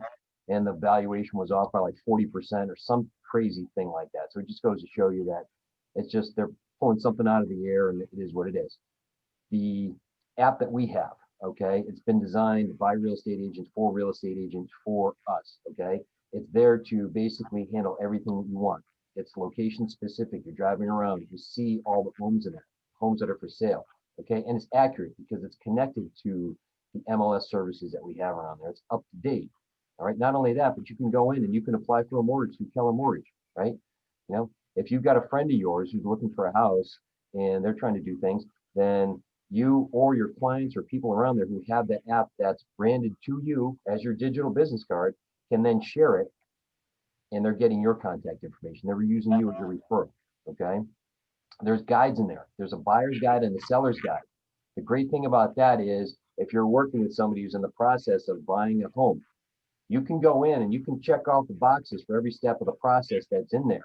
So as you complete each thing, you check off the box, you open up their app, it's like, oh, wow, okay. Michelle just checked off the step that we got, you know, pre-approved here. Now it's on to, okay, looking at houses. It's not what's next, what's next, what's next. It's all right there for you and it's customized and you've got that interaction. It cements that relationship. They can reach out to you. They can talk to you through the app too. There's so many different things. And as they're doing it, you're seeing all of this in command in their contact card. I'll be able to see every step they're taking. Absolutely. If they are looking at the house at 123 Main Street, which everybody loves, okay, you're going to see that in their contact card. You click on it, you open it up, it's like, oh yeah, okay, so you're looking at the white colonial here with the picket fence and the pool in the backyard. Yep, absolutely. Yeah, we can go see that this weekend. Sure. What time works for you? Okay, I see. All right, thank you. One of the things I noticed too is people are actually saying like, hey, I made 10 calls and I talked to somebody, or I made 6 calls and I got a hold of somebody. When we're working through those numbers in the beginning in command, and we said like, yeah, you know, you have to reach out to 20 people before you get one. All right, that conversion rate of 5%, you're already seeing that that number is probably a bit conservative. If you're calling 10 people and you're getting somebody, that's 10% right there. So already, okay, you're doing better than the averages and the estimates out there. Doesn't take much to actually get a hold of somebody and all of a sudden have that conversation. So while that number may be daunting, maybe it's not as bad as you think. I add something that just happened to me while I was doing this? Absolutely. I was calling for expireds this morning. That was sort of my goal Good for for the you. day. Good for you. And I called the first number on the listing, left a message, called the second number, which I had texted yesterday actually. And this kid answered and he was like, I don't know who you're looking for. And so we just started talking, and he's a 19-year-old kid, lives with his mom, renting right now, wants to buy a house in the future, is now on my smart plan, and he's the lead now. And it was just a wrong number. So like, I don't know. I think if people see every person as an opportunity instead of just like, my first instinct was to be like, oh, okay, bye, sorry to bother you. But I didn't. And he was so open to it. Yeah, the people who hang up when there's a little resistance are all the agents that work at all the other brokerages, not the ones that work at KW. Right. Darren's referred to Ben Kinney a bunch, and Ben's a massive talent. And he stood on stage, I think it was my freshman year at Family Reunion, and he's just like, I sold a house to Mickey Mouse. His point was, this person came in through an online lead aggregator. The name was Mickey Mouse. The email was timothyclindsay@gmail.com with 603-834-2856. So don't get thrown off by that. Like Gary would say, there's no such thing as a bad lead. There's bad execution. Right. And there's no such thing as a wrong number. It's where you're going to take it, right? You know, sorry, wrong number. I appreciate that. Do you know anybody who's looking to buy, sell, or invest in real estate? Right. That's basically what I said. I was like, so do you live in a house? And he said, yes. Do you like food? Right. Do you live in a house? Yeah. My two top questions. You'll typically get yes and yes. Yeah. And honestly, in a quiet conversation with anyone on planet Earth, if you ask them, would you like to own where you currently live? Because if they're in home ownership, they might want to improve that home ownership. And if they don't own where they currently live, they probably picked the town where they want to be. They just haven't made the purchase yet. And we just haven't asked the question. That's most of the problems in our real estate industry is because it's all our fault, right? You know, Yeah. good Irish Catholic guilt there. It's all your fault. Like, just ask the next question. Nobody's insulted when you're getting to know them. 0.0 people will be insulted. That's a great question. That's a great question. I always like to say, hey, what does your real estate future hold? Like, well, what do you mean? Or, well, I'm renting now, I want to buy. Okay, now let's continue that conversation. Let's say you get a wrong number, but that's the number on do not call list. How do you get out of that call?